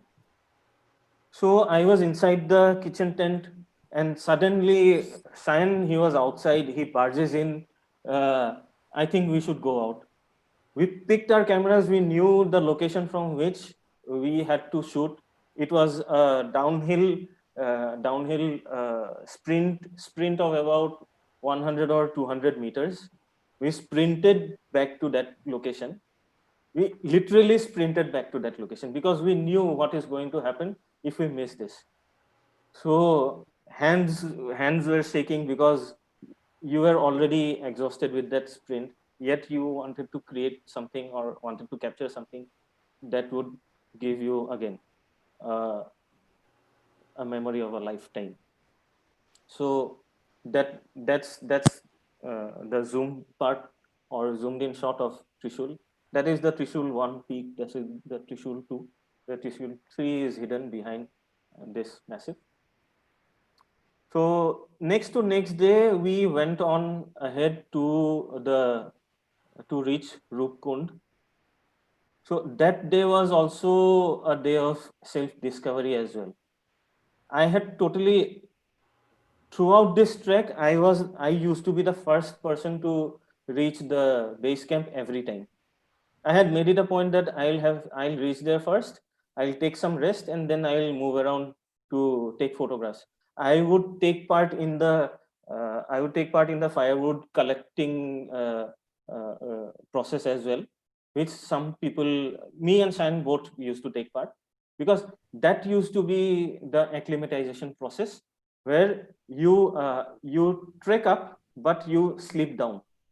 So you trek up from wherever your base is, you trek up about 1,000-2,000 feet up or 1,000-2,000 feet down, and then again you come back to your base, and then after reaching the base. So that is after crossing about 20-21 kilometers a day and then doing that. So I was totally exhausted that day. I started off at the head of the pack, but then I fell back. I reached about 40 minutes after Shine reached there. Shine is very calculative in these kind of like treks or these kind of processes, because what he does is he'll never exhaust his energy. What time is अभी बोल दिया कि diesel engine है तो एक बार चालू हो गया तो वो like the trucks run on the highway, I keep on moving not knowing when to stop, where to stop. So that was what was happening to me. So while coming back, I took this shot in which I wanted to show the expanse. Like our base camp was beyond these clouds, somewhere beyond these clouds. So you had to take a path like this over hard snow.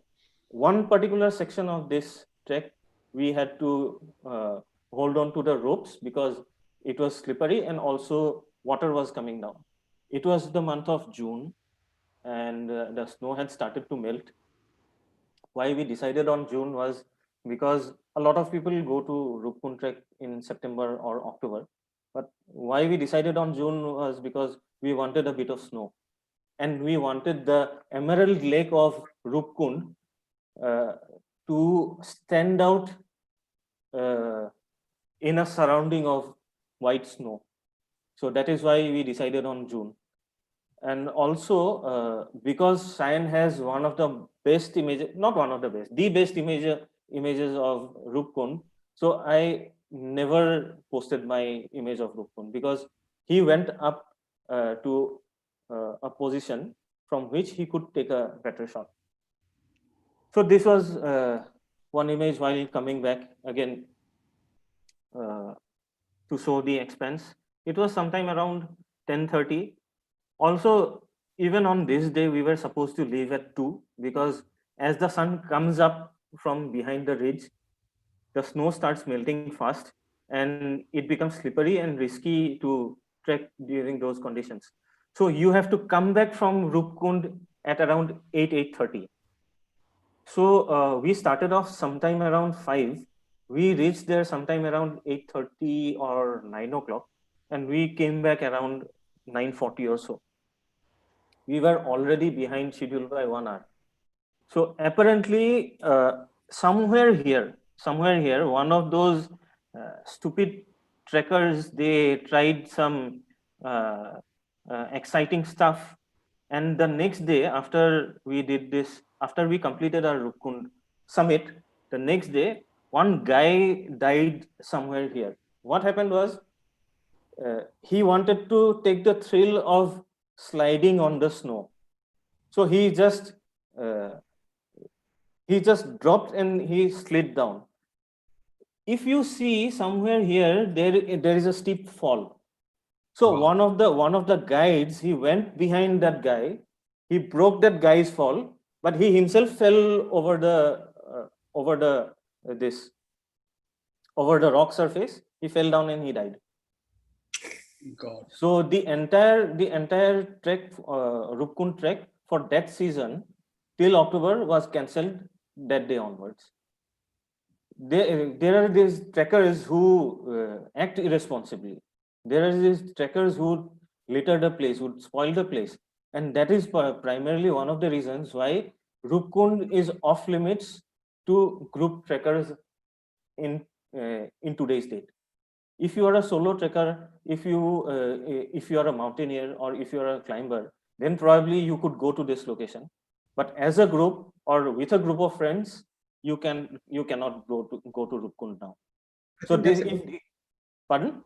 perfect. I think that's a good decision that they have banned the group trekking to Rupkund. I think that's a very good decision that they have Yeah, done. because in They spite, have done it. Did they do it recently? no, this they I think banned it 2 years back in 2018. We went to Rupkund in 2015. This was Okay. in 2015. Yeah, I think that was. So this trek was another eye opener for me because this helped me in learning the process of how to lead treks or how to conduct tours, how to control the people, how to control the people who are traveling with you. So that was one of the lessons. So this is also a bleak reminder of what happened the next day after we passed this point. Again, coming back to panoramas, this image was captured from a flight. I had posted this. It's a 70 mm 7 or 8 vertical shot panorama shot from a flight. So it's a single shot. It was pretty difficult to stitch this image because when you shoot from the window, because of the angle at which you are shooting, there are certain artifacts that comes up, or there are certain distortions that comes up on your image. So controlling that, I did not know how to control that. So stitching this image was a hectic job. And this was actually one of my recent panoramas. I think I captured it in 2017, 18 or something like that. I forgot. The first panorama that I tried from a flight was in 2012. So 2012 was the year when I tried panoramas. So I thought, why not try it from a flight? So, and again, because there were artifacts and there were certain sections where the color was going haywire, I had converted this image to black and white. Also, to tell you about this mountain system, this is the Kanchenjunga range. This is the Kanchenjunga peak. That is just a second. That is Pandim. Either that or this. I can't really say. That is Kabru. So this is the whole entire Kanchenjunga range shot from a vantage point, which again not many people would attempt, or even if they attempt, they would not be able to recreate because a lot of things comes into play here. You have to get a clean window. You have to get good weather conditions. You will also have to have the right shutter speed and all those things. So technically, why I showed this image was it was a technically challenging shot. It So makes again, sense. I have had a long monologue for such a long time. So any questions before I move on? And also, we are nearing the 2 hour mark. No, continue, I think. So I'll continue. Yeah. Okay. What says so? Yes, of course. So this image was this is a single shot again. This image was made on my way to Tawang. Tawang is like in eastern western Arunachal. So it is quite close to the India Tibet border. And to reach Tawang, you have to go through, or you have to cross the highest pass of Northeast India, that is Sela. Sela is the pass, and it is around 13,700 feet. So there is this lake just besides on that pass itself, which you cross when you go to Tawan. So this was captured in March, in the end of March. So in March also you have quite a bit of snow in March and April. It is April when the snow starts melting and disappearing. So the stark landscape of this location, that is a totally different view altogether. I've been through this location thrice in winters. Once in peak winter I attempted, but I never reached here because I wanted to capture this lake in completely covered with snow. Sorry, completely covered with ice. If you see, the ice had started to thaw, the ice had started to melt, and this is the ice sheet forming over the lake, over the water of the lake. So it was shot at around 1/13 or 1/3 of a second, if I remember correctly, because I wanted to capture the snow. And also this is an image I almost did not make because I was leading an excursion group of a group of students of zoology department from Cotton College. So basically we were on a birding trip to different locations in and around this thing, Dirang. Dirang is a location that is about 5-6 kilometers away from this place. So we just had to go and reach this point and then come back. So because they're kids, like 19-20-year-old kids, and they saw snow and ice for the first time, they were going crazy. I had another friend, probably he is there on YouTube, Arpan, helping me out with this. So it's a lot of headache controlling those kids. So you don't even think about making images.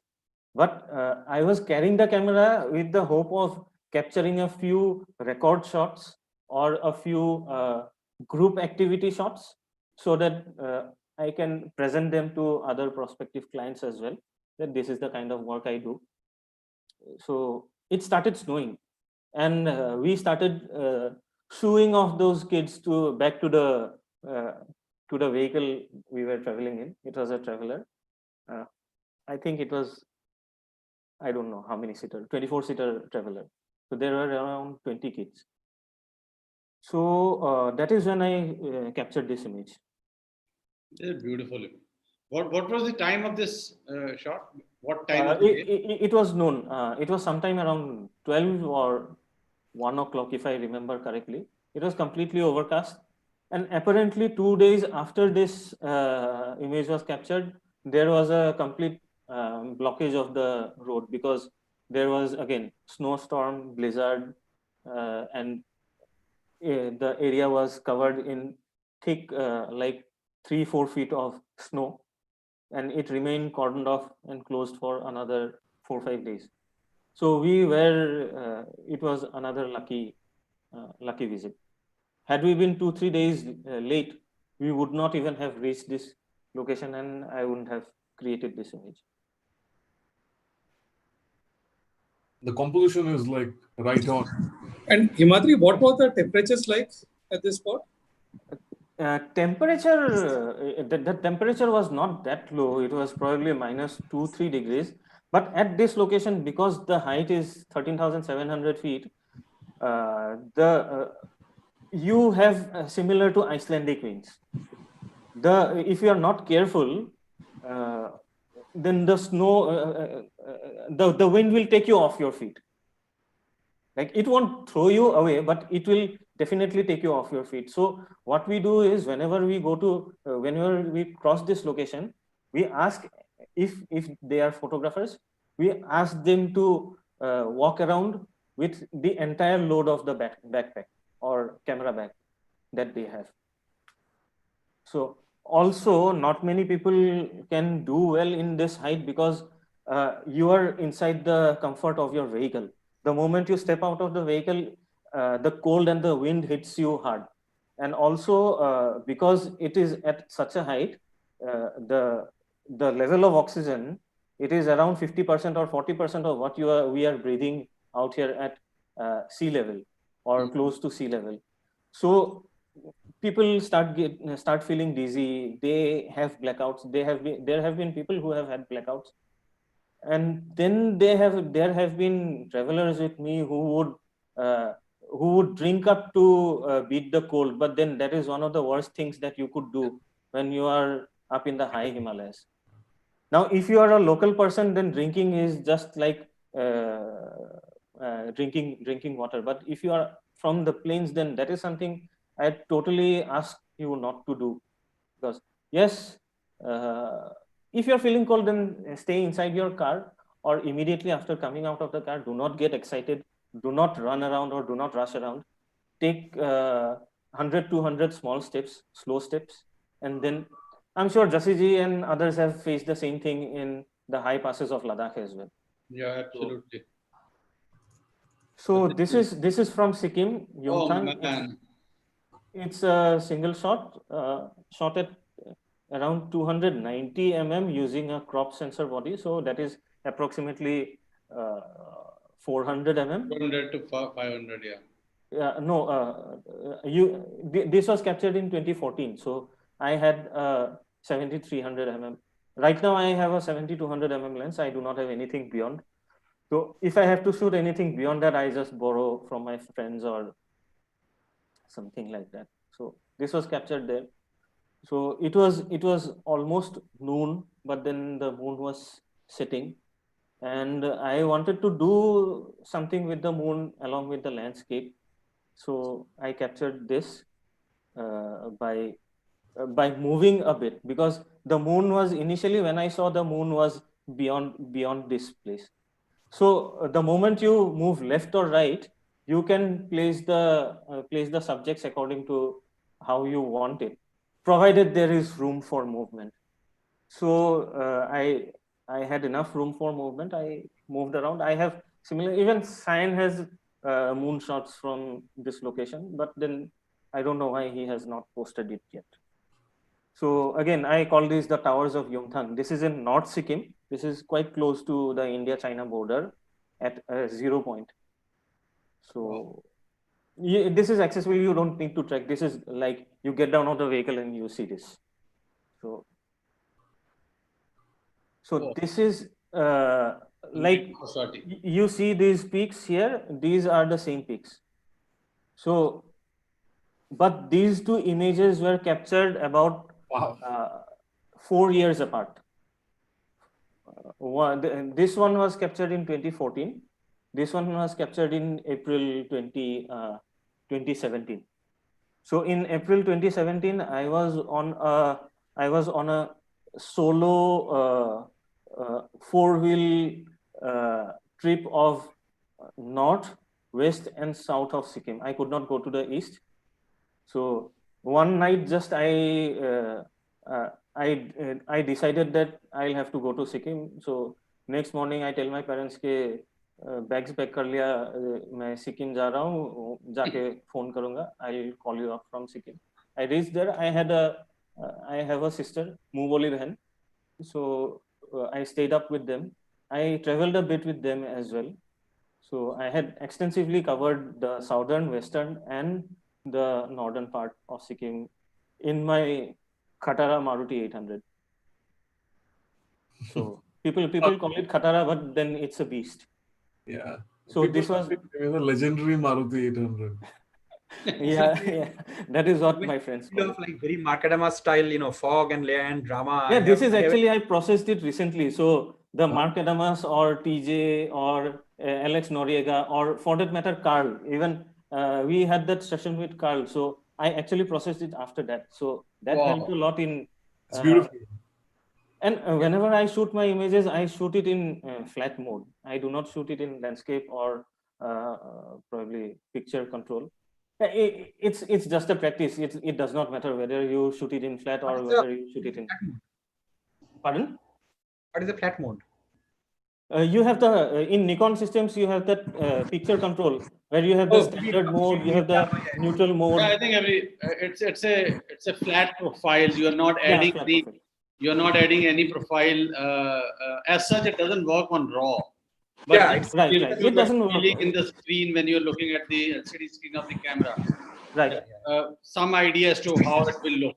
So when Yes, you yes, import yes. into RAW, Adobe Camera RAW, you can actually import Of the course, profile mode yes. as well. Yes, that is there. Yeah. But then I always, what I do is I use this this image viewer called fast tone image viewer, where you get to see the raw just like you shot it. Mm. So I do not view it on like Camera Raw or Lightroom. For right. viewing purposes, I use this fast tone image viewer. Of course, they Fast did one. not pay me. Is excellent.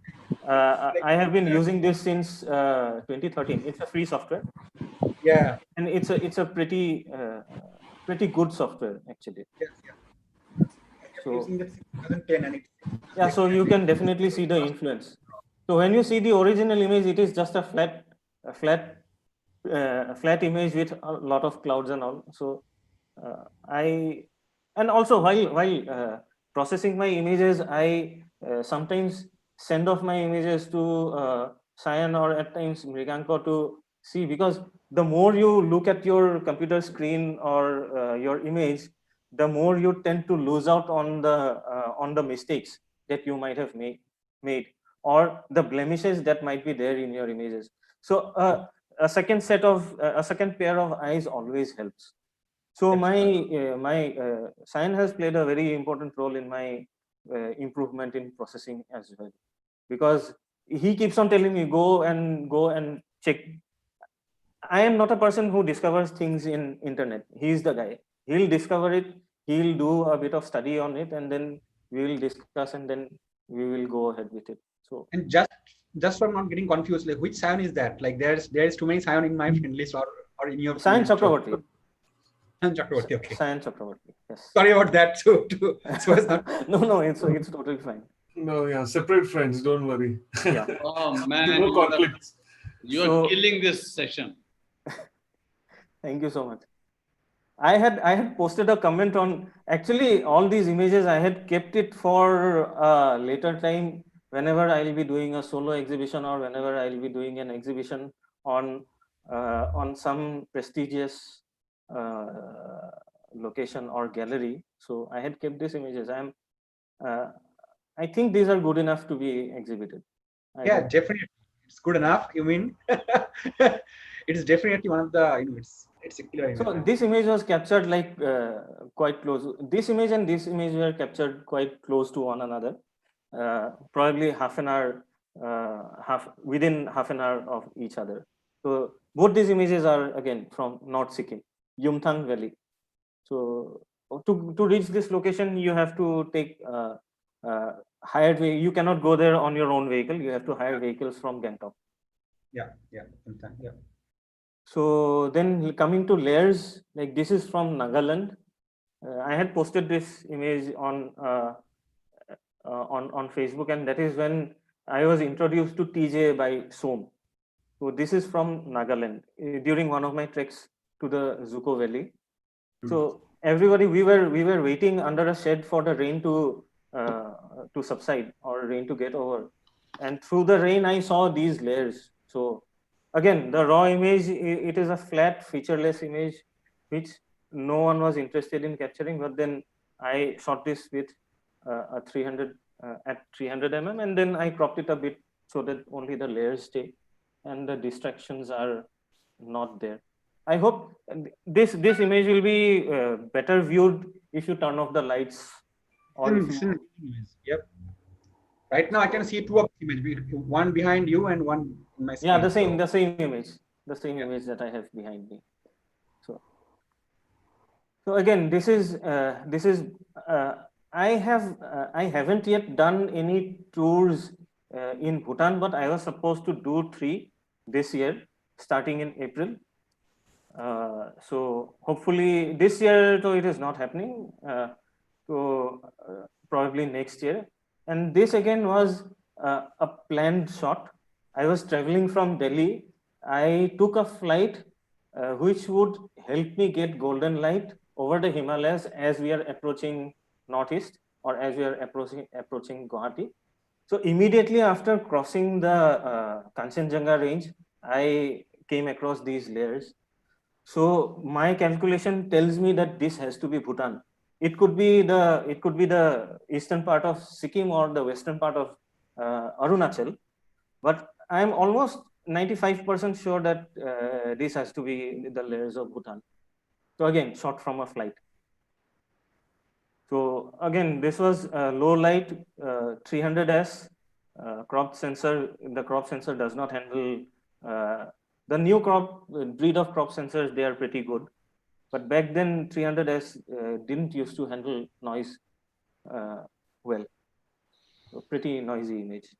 But I never shy away from noise in my images. So that's Zuko. Again, if you do a Google search of Zuko, all you can see is gray and greens of Zuko. So I wanted to show Zuko in different light or in different mood. That is why I converted almost all images of Zuko that I post are in black and white, are in monochrome, because I think that speaks for the mood out there. Should I move on? Intense. Really Again. intense. This is crazy stuff that you are showing today. So some of these images are there in Facebook, but then there are so down that people won't. Facebook is all these platforms are, they don't give you that kind of the lifespan of all the images posted on any of the social media platforms it's hardly few minutes, or it's not even a day, unless you really visit somebody's profile daily, then only you will see some recent images. Otherwise they get buried very fast. Also, I have noticed, like I have a few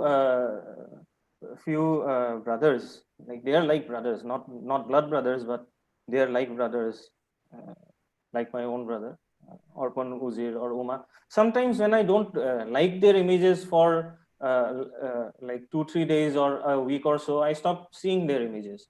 So that is how the Facebook doesn't have that algorithm attention works. span. मतलब वो Facebook बरी कर देता है उसको.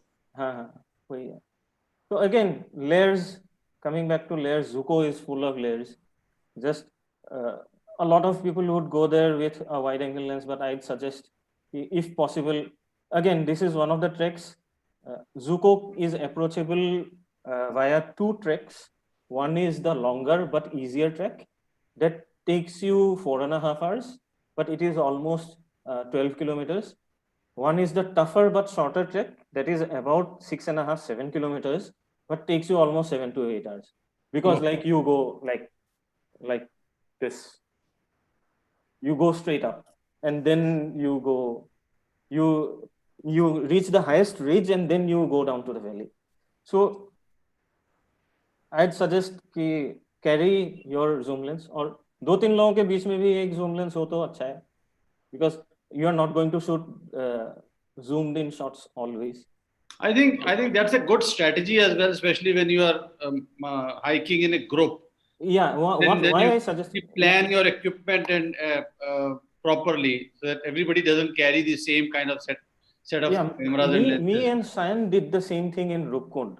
We shared our equipment. We exchanged our equipment, and also like the way he sees things, the way I see things, they are totally different. Even if we are pointing in the same direction, he will come back with a different frame, I will come back with a different frame, because the way we see things is totally different. And I'll come back with no frame and I'll ask, "Kuch dikha kya?" ऐसा कुछ नहीं. I want your eyes, Jassi ji. आपको जैसे दिखता है, I want to see like you see. That's the beauty of photography. Yeah. That's the beauty of photography.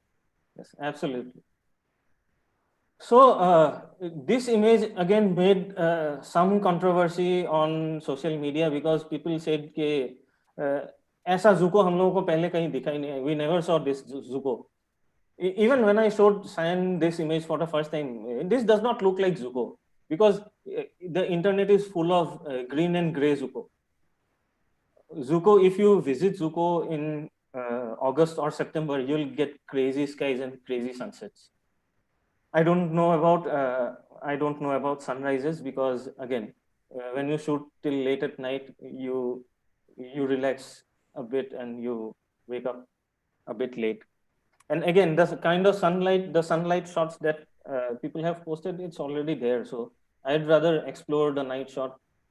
I could not complete a Milky Way shot over Zuko because I did not have time, and I had अपने पैर पे कुल्हाड़ी मार लिया था कि I posted on Facebook कि would you like to see some of my previously unpublished works, and then 300 people said कि yes, and then I thought कि okay, let's not show only the old images. So quite a few of the images which I'm showing today are unpublished and unseen before.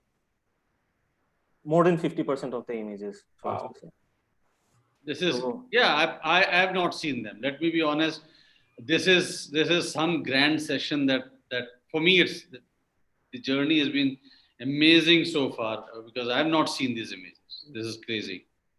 Thank you so much, Jassi, and I hope I can live up to your. I have lived up to your. We are all living up to our own expectations. Yeah, this is amazing. Just you have been telling us This is just out of this world. This out is of like this Mars. world, man. This is like Mars. man.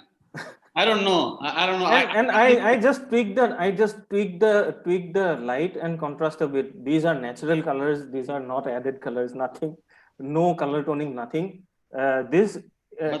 Immediately after the sun went down here, I pointed in the other direction, and this is what happened. वो जो waterfall की lightning थी ना मुझे अब hit कर रही बड़ी बुरी तरह से. हाँ वो कभी-कभी late hit करता है. Sometimes it hits you late.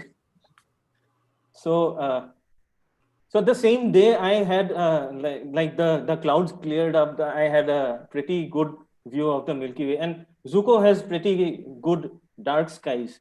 And the irony is, even after having these kind of views, people would go at length to paste the North Pole and the circular star trail out here when you're when you're looking south, which is not possible. Like I called out on a guy, like what happened was he posted an image of Zuko with the pole star here and a star trail. So there were a couple of guys who went to Zuko to recreate that frame. So that is something totally wrong. Now, if you are doing creative stuff, then say that. If you are because if you are passing it up as because a person who's well versed with stars, he'll see he's totally trying to con people. So then he'll say, okay, probably you did not see it because there were clouds. Like even in a clear sky, you won't see the North Star when you're facing south. So again, taking a page out of like TJ or Alex or Gaital. I was introduced to Gaital before TJ or Alex, but then like taking a page out of them, I tried to create something. I keep on seeing I see more of intimate scenes than I see wide scenes, so as to say. This was captured in Kaziranga, probably 3-4 years back, if I remember correctly. So I keep a stock of these images. So probably I could do I could come out with a session of. Wow. भाई तुम्हारा hard disk किधर रहता है हिमू साहब? Hard disk है. मैं आता हूँ चलो. घर पे ही है. आता हूँ घर पे आता हूँ. Man, this is what you are showing is man. This is किधर था ये सब पिक्चर्स? ये था हार्ड डिस्क में था. अरे भाई बड़े स्टेज का इंतजार कर रहा था भाई अपना. पूरा लाइटिंग देख रहे हो सब पे. I got confused for a moment. If it is TJ's picture, if it is your picture, man. I thought this is actually one of TJ's pictures, which looks pretty similar. I thought, अरे like TJ कहाँ से आ गया? So I know this was captured in Arunachal. Like I had a again this thing. I had a trip to Arunachal in February. So while coming back home, I saw this scene. I stopped the car, captured it. Even at that point, I did not have TJ or Alex in mind. I definitely had Gaital in mind. Like He is the guru for all of us, right? Yes, yes, yes. Hemu, tell me one thing. This is created, edited in Photoshop, or it was this kind of condition? No, no, no. It was hazy. I just converted it and I processed it in a high key manner. But even the original shot, which is obviously the colored version, it is not too far away from what you are seeing here. So it was hazy and foggy kind of. Yeah, yeah. Yeah. Nice, nice, very nice. Thank you.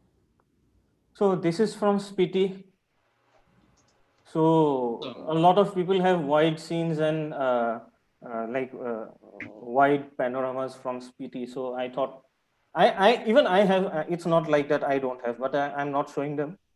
So this is something that means more to me because I'm always on the hunt to find interesting compositions or interesting features, interesting textures, or interesting combinations, so as to say.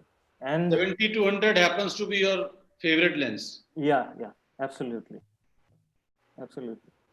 So this was captured in Spiti. Then again, this was captured in Spiti. Another. Looks like Iceland. From Landmarnagar, Iceland. Yes. Yeah, that's what I said. It looks like Iceland. Actually, I missed out on the Iceland trip in 2019. So, I'm just. Why to go when you can create in India? Yes, I know. Hey, look who's talking. Look who's talking. I know.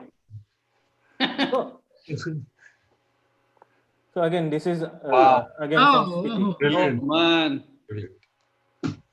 It's amazing, man. So again, we went to Kibar and stayed there for 4 days with the hope of seeing the snow leopards. We did see one snow leopard the day we were coming back from Kibar. The previous 3 days, it did not show itself to us. So while we sit and wait for the snow leopard to appear on certain locations where it appeared in the previous days, so I keep on hunting for these kind of frames and these kind of images. Again, this was shot at 400 mm because I had borrowed the 8400 from Nikon, and when I had gone to Spiti, because I wanted, if I see it, I wanted to capture the snow leopard as close as possible. Anyways, it is always far away from you, but 200 mm wouldn't do justice to that. So this image was also captured at 400 mm. So I just cropped it in panoramic mode just to give a feel of the place. Amazing stuff. So that's back to Meghalaya. I have come to the last few images of my session. So again, technically it was a challenging shot because there was a natural slope in this area. And as you can see, everything is sloping from left to right. So there is no balance in this frame. So I was thinking whether I should put up this image or not. But then also it was an interesting edit as well. I have been a follower of Enrico. If you see my previous images as well, Enrico Fossati's workflow and style of editing. Me, Mriganko, we both have been actually. So he does more closer edits to Enrico than me, Mriganko. So I thought, let's sit with this image. What gave me a hard time was controlling these two waterfalls. Now, because of the angle in which I shot, I actually did not. I should have taken a Vartonama at that location by raising the. That's a lesson. I'll go back and I'll recreate it. But that is one of the lessons that you can probably learn from this image. Because the moment you tilt it up, the whole base and the top part, it gets distorted. And because of the distortion, there is a bulge in the center. And both the waterfalls were going in two different directions. So controlling warping that and controlling this image was pretty difficult. I took three shots, 3 brackets, single frame. I dropped out the highlight shot. I kept the mid-tones and the dark shots, and I manually blended it. Also, while bracketing trees, what I have noticed is if you use the in Photoshop and in Lightroom this thing merging option, a lot of ghosting happens, and a lot of JPEG artifacts also comes by because the leaves keeps on moving. However windless it is, the leaves, there will be slight movement of leaves. Now for a small screen that won't be prominent, but I always think about my images from printing point of view. I would like to print my images. That's why I would like to see my images large. So the waterfall image from Fefe that I shot from behind, I'd like to print it huge.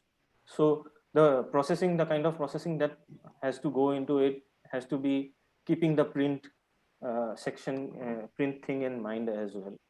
So that is something. Also, Meghalaya is this is one of the less known double-decker. They are actually constructing a second layer of root bridge on top of this one. This is apparently about 100 years. As it approaches 200 years, this second root bridge will become functional. And Meghalaya has thousands of root bridges which are unexplored. People know about only two: the double-decker one of Nongriat and the oldest one of Molinau. So this is again this is one of the locations that I visited with Mriganko. So speaking of Himadri, to control the distortion, do you think a pano would have yes, done some definitely, justice? definitely. That is what my takeaway. Yes, vertical pano, Vartonama, or probably even both ways. I think both ways, a normal both panorama ways. as well as a vetrorama. Yes. I think both could have helped. Yes, it would have. But also we were getting exhausted and running out of time. We were with a guide because we take so much time in capturing photographs that the local guides, they think like एक ही direction में point करके क्या कर रहे हैं ये लोग? So what are these people doing, pointing the image in? पागल समझते हैं. So, but I really have to thank three people for my journeys throughout Meghalaya. One is Wan Majao. The second one is, she has a very long name and tough to pronounce.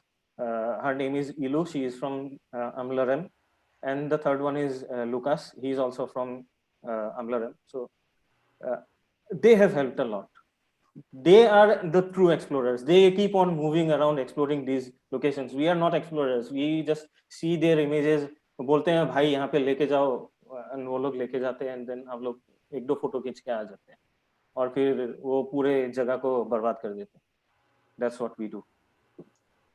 So moving on to root bridges, this is another very old root bridge. This is supposed to be 300 years old, and one of the very not one of the very less visited. It is very less traveled as well, because when you look at root bridges, if people walk on these routes, then there will be a certain kind of sheen and glow in these routes.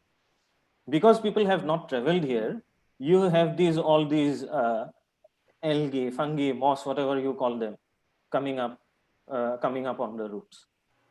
And that is what gives an interesting character to this image.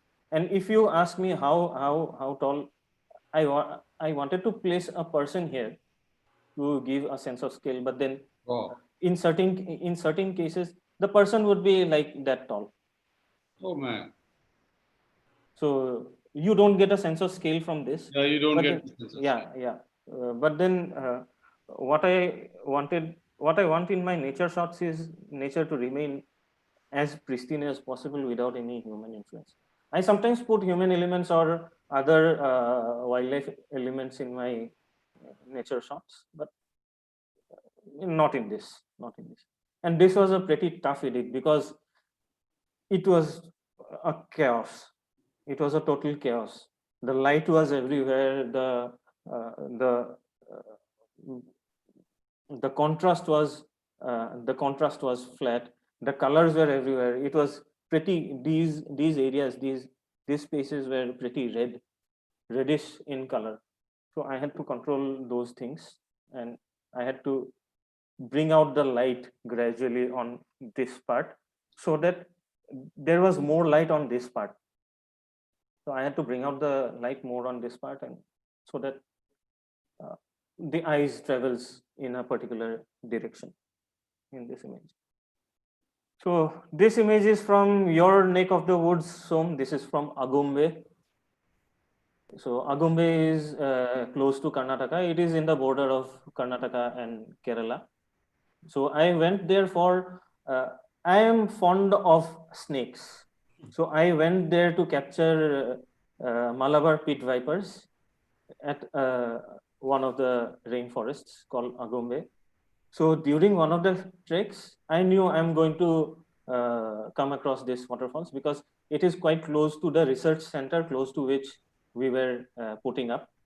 And if you are a known person out there, only then you can access these falls. Otherwise, you cannot access this.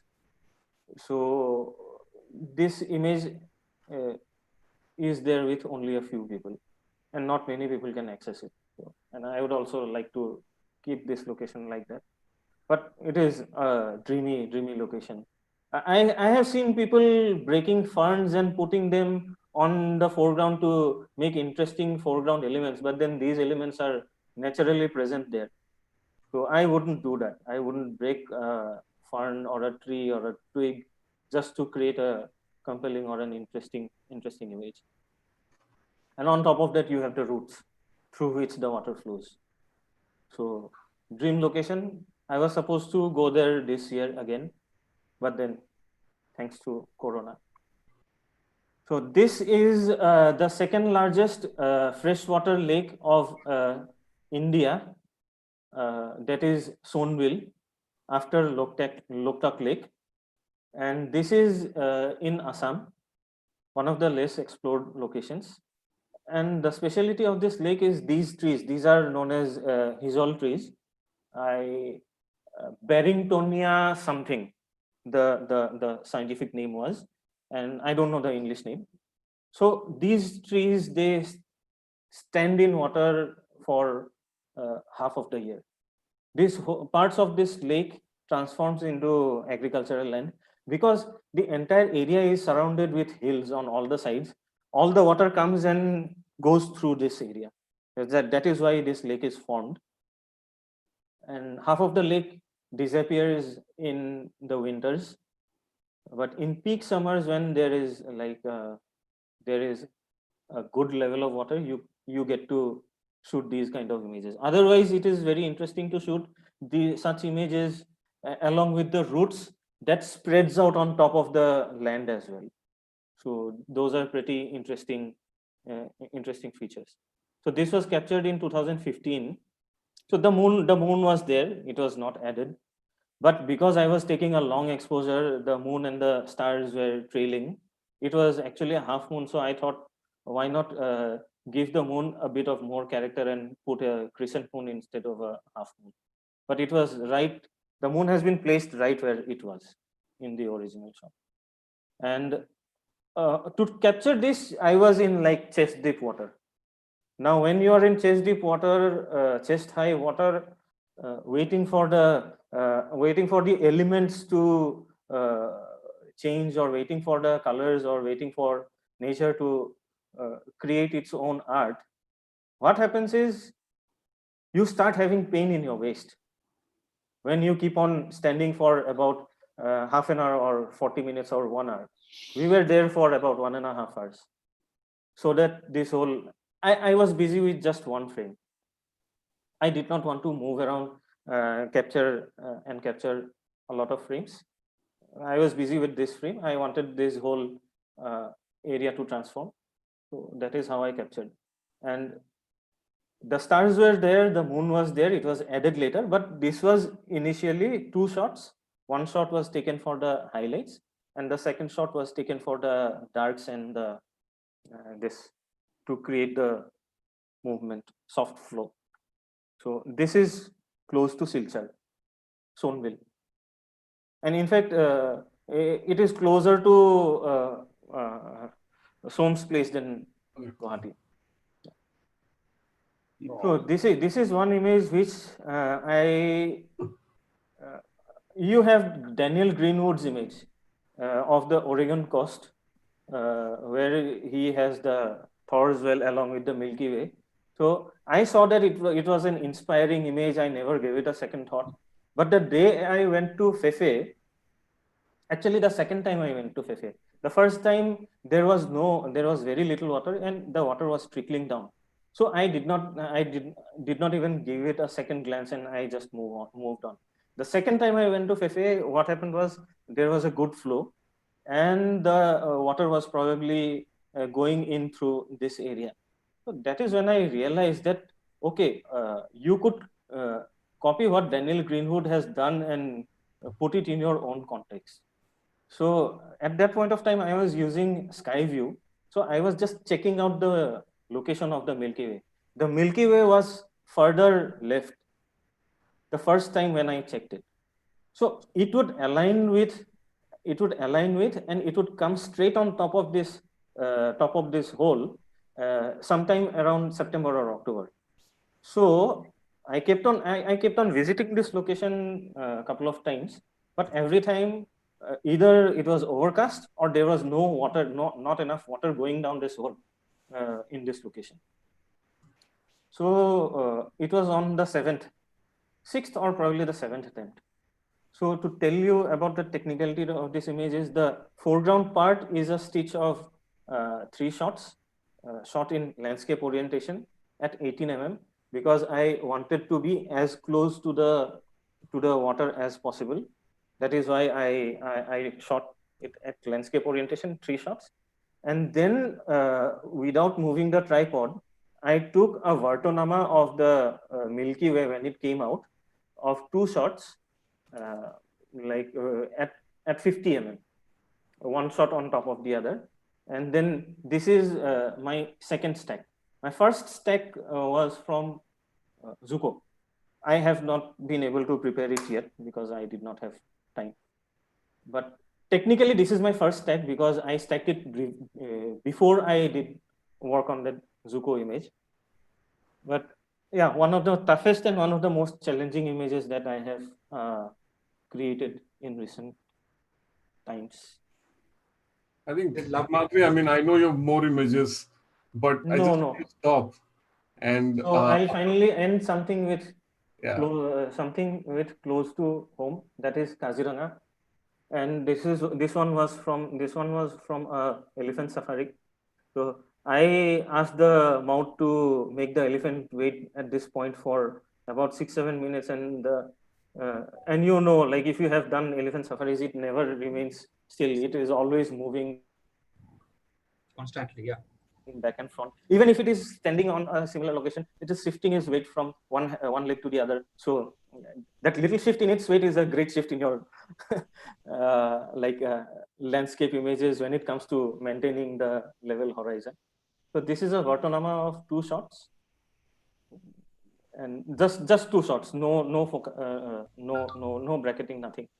So because one shot would have given me half of the sun and half of the flowers. So I wanted the flowers and I wanted also the sun, a little bit of sky in my shot. So that's a Vartonama of 2 shots from Kaziranga. And then finally, this is the most often visited playground, as you may call it. This is 10 kilometers away from my home. But in spite of that, we haven't been able to visit this location because of Corona, even though it is 10 kilometers away. And there are lots of possibilities in it. Even though this location has been shocked to death, there are still lots of possibilities at this location at different times of the year. Because in winters, the water level goes down, and where you are standing and where this tree is, this is actually one rock surface. The rock surface dips a bit, and this is actually the Brahmaputra trying to engulf everything around the tree. So, and also this was captured in after sunset, but the color and the light was seeping in from the east in such a way that it gave us a feeling of being there at an early morning time. The early morning images are still remaining at this location. So that's all. Long talk. Okay, no, you're not done, Himadri. There's a huge public demand for you to talk about a specific snake, I think. From Agumbe? I don't know. Like, what's the story? There's supposed to be some dark jokes about snake. No idea.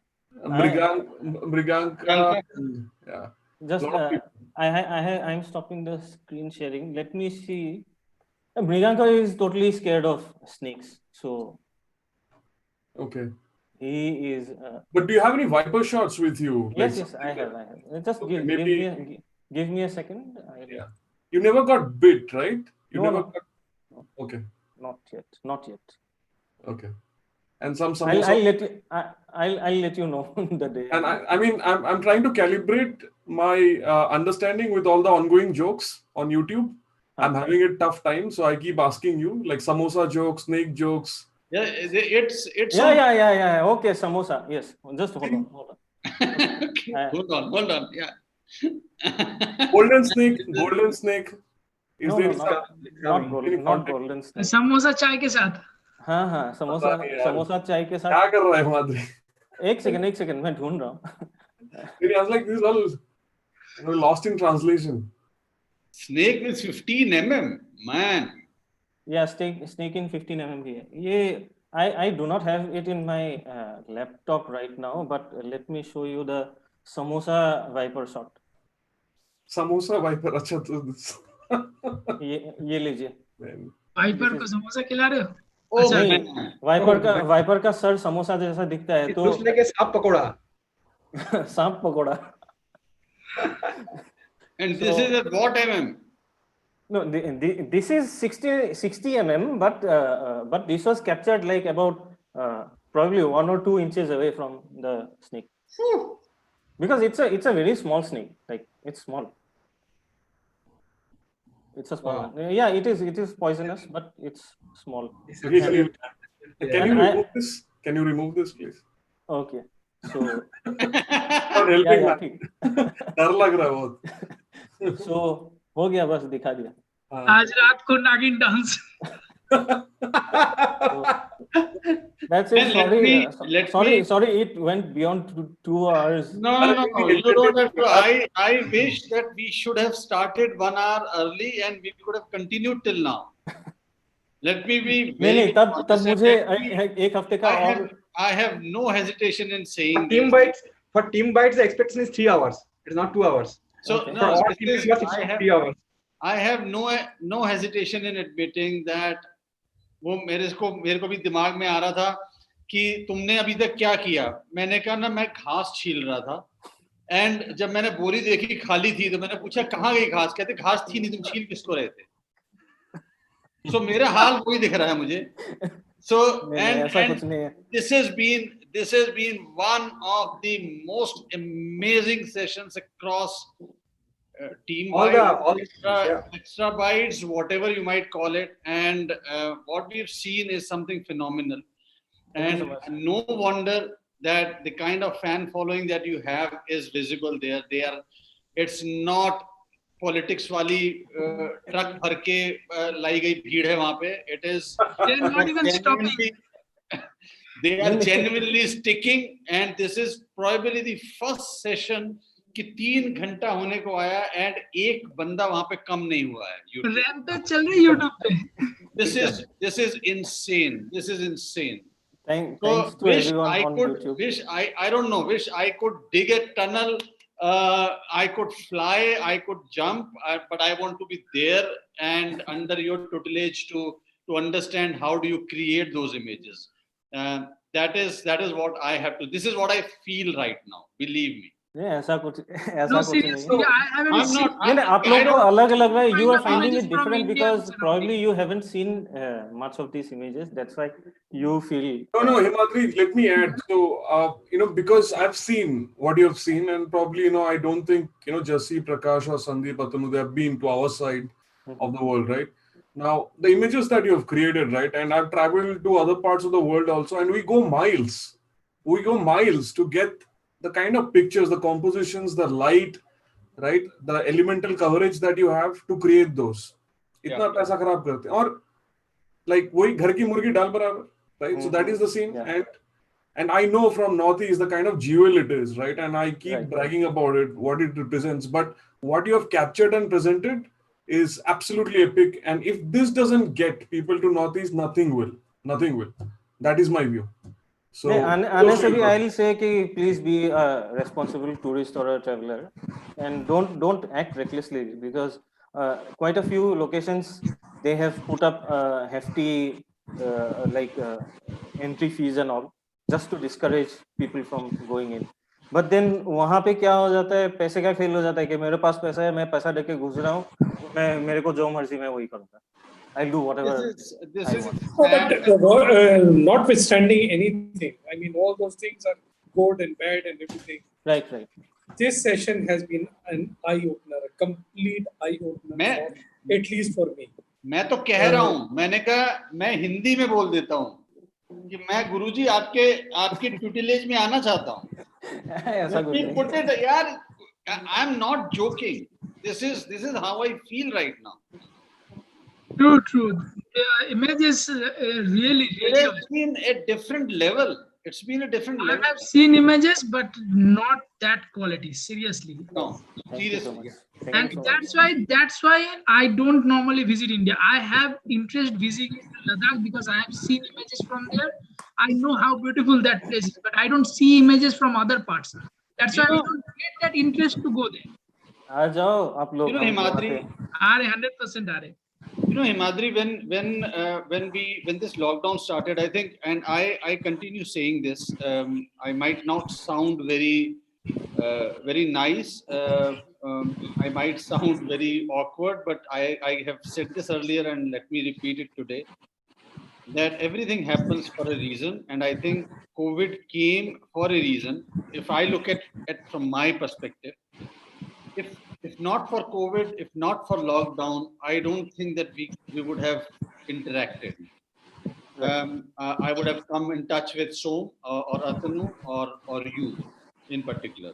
So this has been a blissful lockdown days for Xploring Life. So sorry guys if I'm sounding little awkward, but I think this is the way I feel. No, but this is a silver lining. This is a silver lining. So when I was talking about to Som about you, Himadri, that we have to somehow get Himadri in the team, and I was one thing was clear that yes, we are taking the right decision. We have taken the right decision, but what you've done today is at a different level. And I am very openly saying this, that there's nobody other than you who could do justice to what places that you have explored. Nobody. Thank you so much for nobody. And I think that all the panelists will back me up on this. Himadri was nervous about this. He was nervous about Exactly. this. मेरा अभी भी अंदर से Now वो we are He wanted nervous. to postpone this session, and what we would have missed had we allowed. Why are you nervous? I mean, I don't have any idea why are you nervous doing up your journey. I don't know. ये screen के सामने बोलना है. Even I'm not a good speaker. You are a natural. Buddy, you are a natural. Good का क्या मतलब होता है? Pretentious don't know. आपने natural जो तुम्हारे दिल से आ रहा है, you said that, and that's amazing. And the kind of narratives that it is very difficult to put a narrative around so many images, so many, not one, so many, and have all of us spellbound. Yeah, we were spellbound. Every image was a gem. Himadri, तुमने बोला था ना कि जसी आपको नींद आ रही है.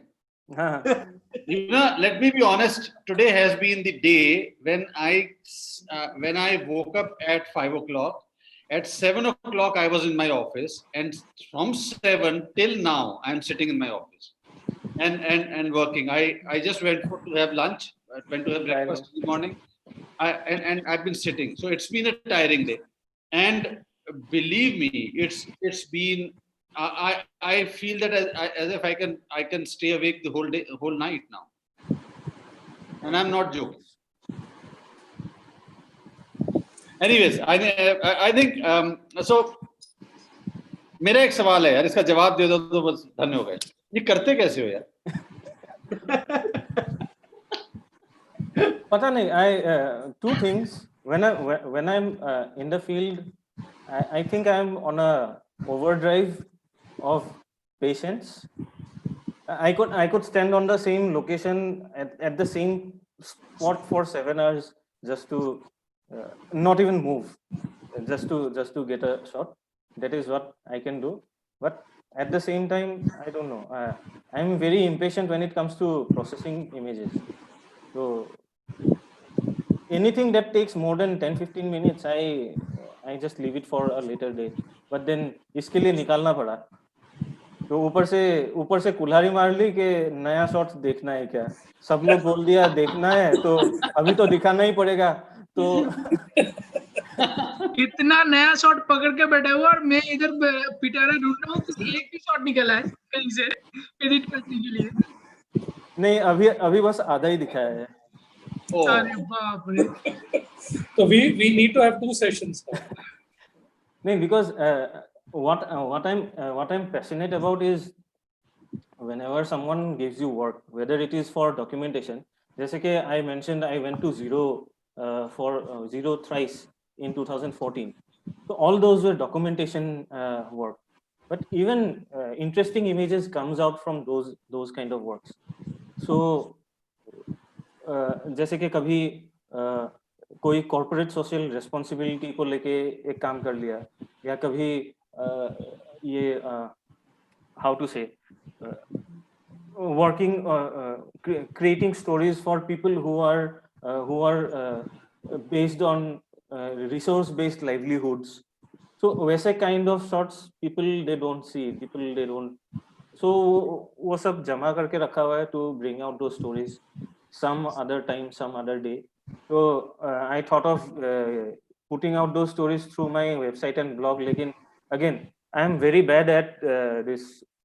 When I'm in social media, I'm there for about a long time. But when I'm gone, I'm gone. Or I'm also difficult to be approached through mobile network or like internet as well. That is why I have named my venture Out of Range, because I stay out of range a lot of time. So वही है. बाकी coming back to कैसे करते हो पता नहीं, बस हो जाता है. People love you, man. People love you. Yeah. Thanks to all of them for. एक काम करना, ये खत्म होने के बाद में YouTube में जिसने कमेंट मारा सबसे डायरेक्टली बात कर लेना, क्योंकि वो पकड़ में नहीं आ रहा, सब ऐसे जा रहा है, ऐसे नहीं गए, वो लगे हुए हैं, लगा जा रहा है. The first time I could not keep pace with it, and I said, okay, now Shom and all are interacting, so let me just focus on the images. क्या इंटरेक्ट मैंने कुछ देर बाद में छोड़ दिया देखना उसको. I'm sure like leading the pack are Orpon, Mriganko and then Sayan है. Sayan नहीं, मैं उसको मैसेज भी किया. I think he had some internet issues. He could not join today. I messaged him. So Subhadeep says, I don't love him, I hate him. Subhadeep has been a very great influence. I didn't learn anything directly from him. Interaction भी उतना नहीं हुआ है, but you get to learn so much from just looking at his images and reading what he writes. He writes so well. I'm sure there are 3 people here I can call out and say कि they write really well. One is Subhadeep, one is Sayan, one is Som. The way I wish we had the ability to put words or sentences to our thoughts the way they do. Absolutely. Right. And वो पढ़ के भी काफी कुछ सीखने को मिलता है. And there have been other influences as well, like the kids whom I travel with, the other people whom I have met once or twice. And one thing I can assure, like if someone comes for my tours or boot camps, so as to say, I also organize a week-long boot camp in Meghalaya. Those people who have come to those boot camps, I'm sure they'll not leave me.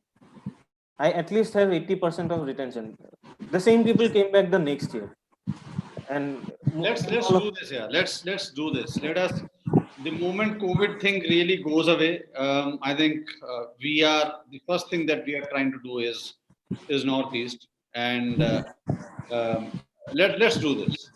There's no going back. There's no looking back now, and we're really proud as an Exploring Light. We are proud to have you in our team, and I think we celebrate people. So they're saying that thank you panelists for genuinely praising him and accolades. So I don't remember the exact sentence, but and we celebrate people, we celebrate art, and that is why we have the best people around in here, and I think power packed kind of team that we have, and I'm so glad that you are here, and I think we should do wonders with creating and taking people to Northeast.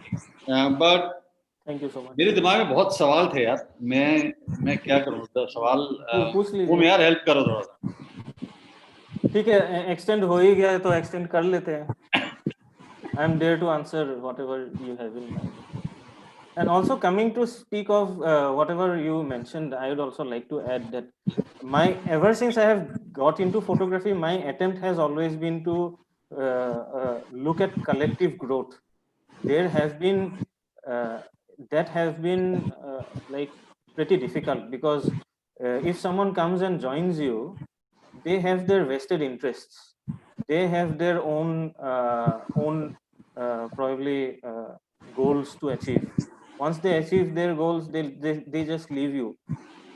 And whereas you have made so many plans with them, they do not get to see the larger picture. Yeah, agree. So that is what I have been trying. I have failed miserably in past 7 years. So I have formed 3 groups. I have dissolved those groups. Some of them backsteps in certain cases. Some people they have. I have come out because of the kind of politics or the kind of the nature. They are just like that. मेरे को किसी चीज से लेना देना नहीं है. मेरे को बस फोटो खींचना है. That's it. I think any true artist, I really relate to what you're saying and have been through similar situations many a times. And all I can say is that people like you who follow the passions, follow the art so passionately, follow photography so passionately, and when people like you create group just for the sake of bringing people, like-minded people together and get into exploration mode more often, and do those be a part of those creative trips and exploration trips. People get to and when people get into politics, it really hurts. Yeah. So I think that's the way life is. All I have to say is that that's the way life is. No complaints though, because that teaches you a lot of lessons. Yeah, that teaches you a lot, but that will still not. I hope that will not let you change the way you work. Because it is you, it is not them, and right. Yeah, you will continue in that endeavor to bring people together and cultivate this beautiful art called photography. Thank you so much. Yeah. Let's work together. Let's hope we can do something big. Yeah, that's what we are here for. And so, any questions, Om? Because I'm just because I have known Himadri, but I was always like, he had this always like mass following, right? And I was starting off. So last year, I think probably I got to know him a little better, probably liking his images, interacting. And then, spoke to him this year, and then we became friends. Now we talk. I think we share a lot of personal stuff as well. So overall, a great guy, right? Just not like a pretty, good, damn amazing photographer. He's a great guy as well. So, Himadri, I think one big question that I always want to ask you, what are the three priorities of your life? Because, having spoken to you over and over again, you are just not motivated by clicking something, you're motivated by art, right? Like you have studied photography, actually, you have studied art, like, romanticism, impressionism. When we speak about all that, right, you get it, right? So, what are the next three milestones that you have defined? How do you measure your success in the future? Measuring your success, I don't know. Like it's people who you earn. You पैसा आज है कल चला जाएगा. Like I don't earn much now, but I had a very good high-paying government job. So at this point of time, I am really feeling कि at times one or two times I did feel कि वो छोड़ना नहीं चाहिए था. But then ठीक है, whatever happens for a reason, or whether it happens for good or bad, that's totally subjective. So I'll continue to do what I'm doing. That's and also staying outdoors is what motivates me, not staying indoors. ये laptop desktop ये सब मेरे को motivate नहीं करता है, इसीलिए I don't like to spend too much time, though I know it is very very much important to bring out the kind of stories or the kind of moods that you want to create from your images, but straight out of the camera, I think I'm digressing. I do this a lot, so I don't know what to say. Can you repeat the question again? Your next three big milestones, like places you want to travel, capture some different. अच्छा, milestones वैसे, okay. Milestones वैसे तो कुछ नहीं है. I don't have that nothing set as such. There are definitely. Iceland is a milestone. Yes. Milestone is definitely an Iceland. अभी तो जाना ही है. Come to US, if possible, Southwest, and then you will have lots of things to see about, at least for geography and all.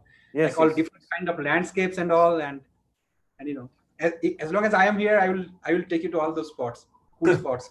Awesome, that would be great. Milestone wise, I would like to make. I like to show more of Northeast, because yes, I have been thinking of tours in other locations, but I am yet to explore Mizoram or Tripura or Manipur or most other parts of Meghalaya or Arunachal as well. Eastern part of Arunachal I haven't explored yet.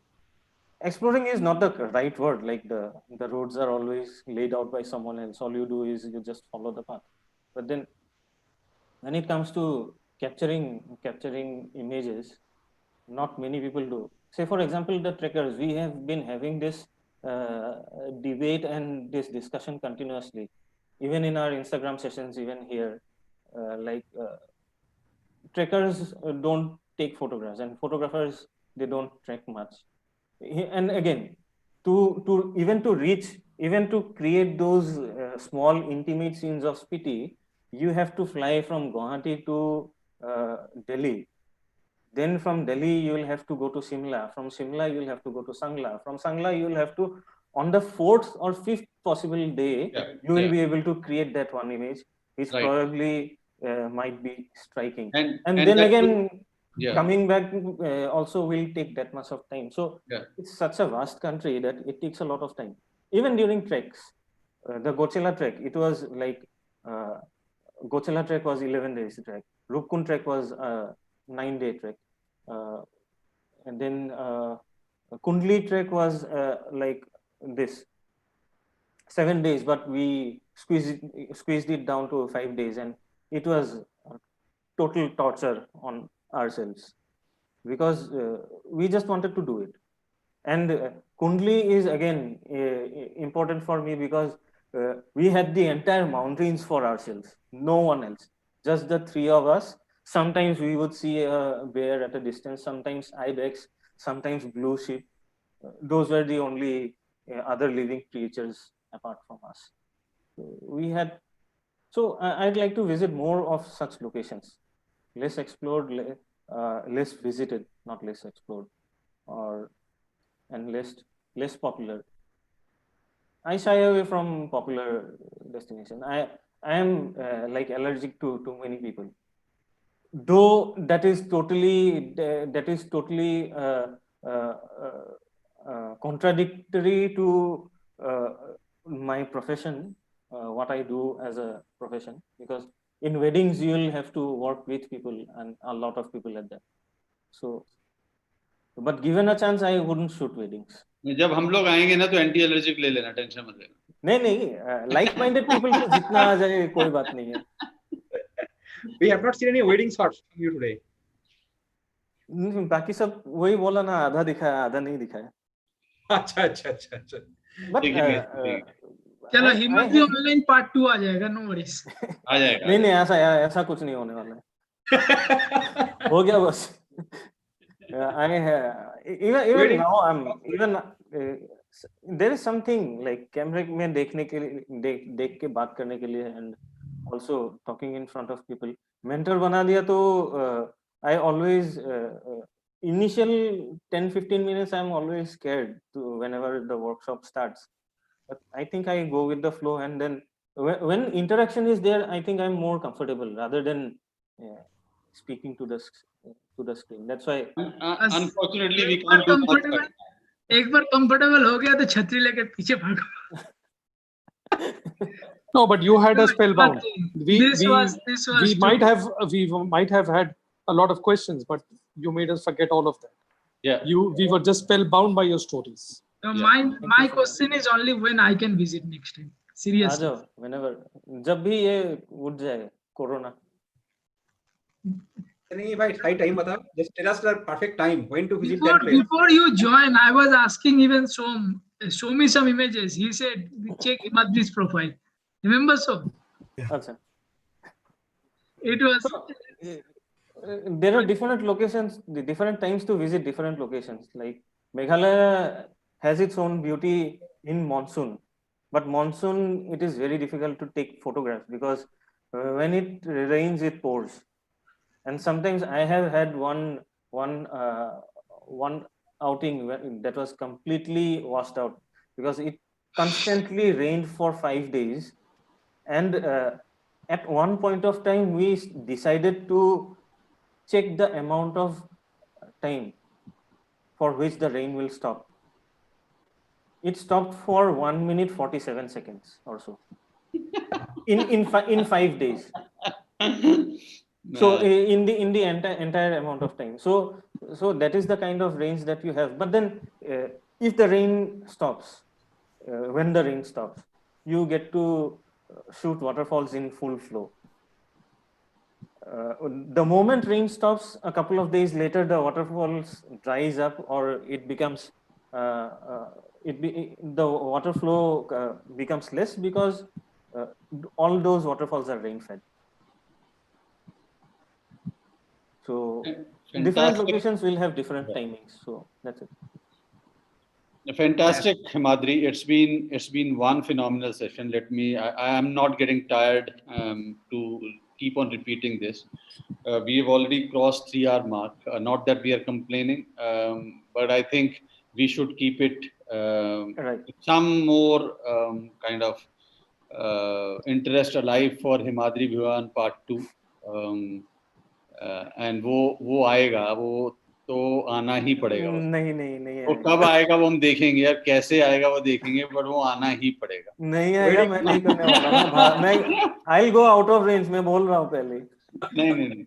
So वो आएगा. अपने पास tower है range में लाने का. Guys, everybody on the YouTube, you are telling thank you, Jassi ji. Don't thank me, because if the whole credit goes to for Xtra Bytes or Team Bytes, it has to go to anybody. It is not me. It is everybody who's sitting right on your screen who's visible. Himadri himself, Som, Prakash, Sandeep, Atanu, all have been instrumental. Without any one of them missing from this, you would not have been seeing this session itself. I think so. The credit goes to everybody. And Exploring Light is not just Exploring Light is the team that is sitting right in front of you. So thanks to everyone here that we are continuing to roll out one epic session after another, and it's no simple feat, and it's amazing.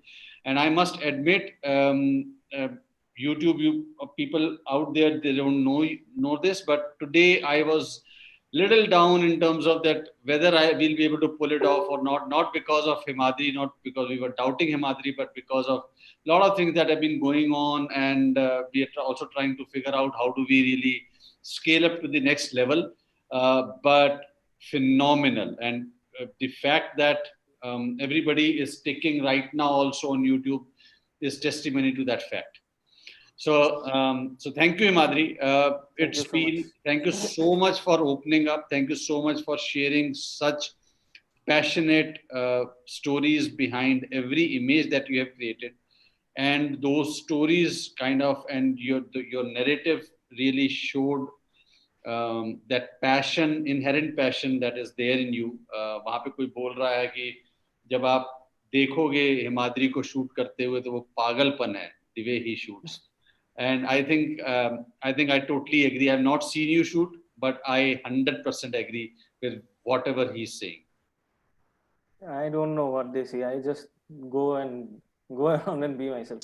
But I'll take this opportunity to say that I wouldn't have been sitting here, or I wouldn't have been what I'm in front of you today if it wouldn't have been for the people around me.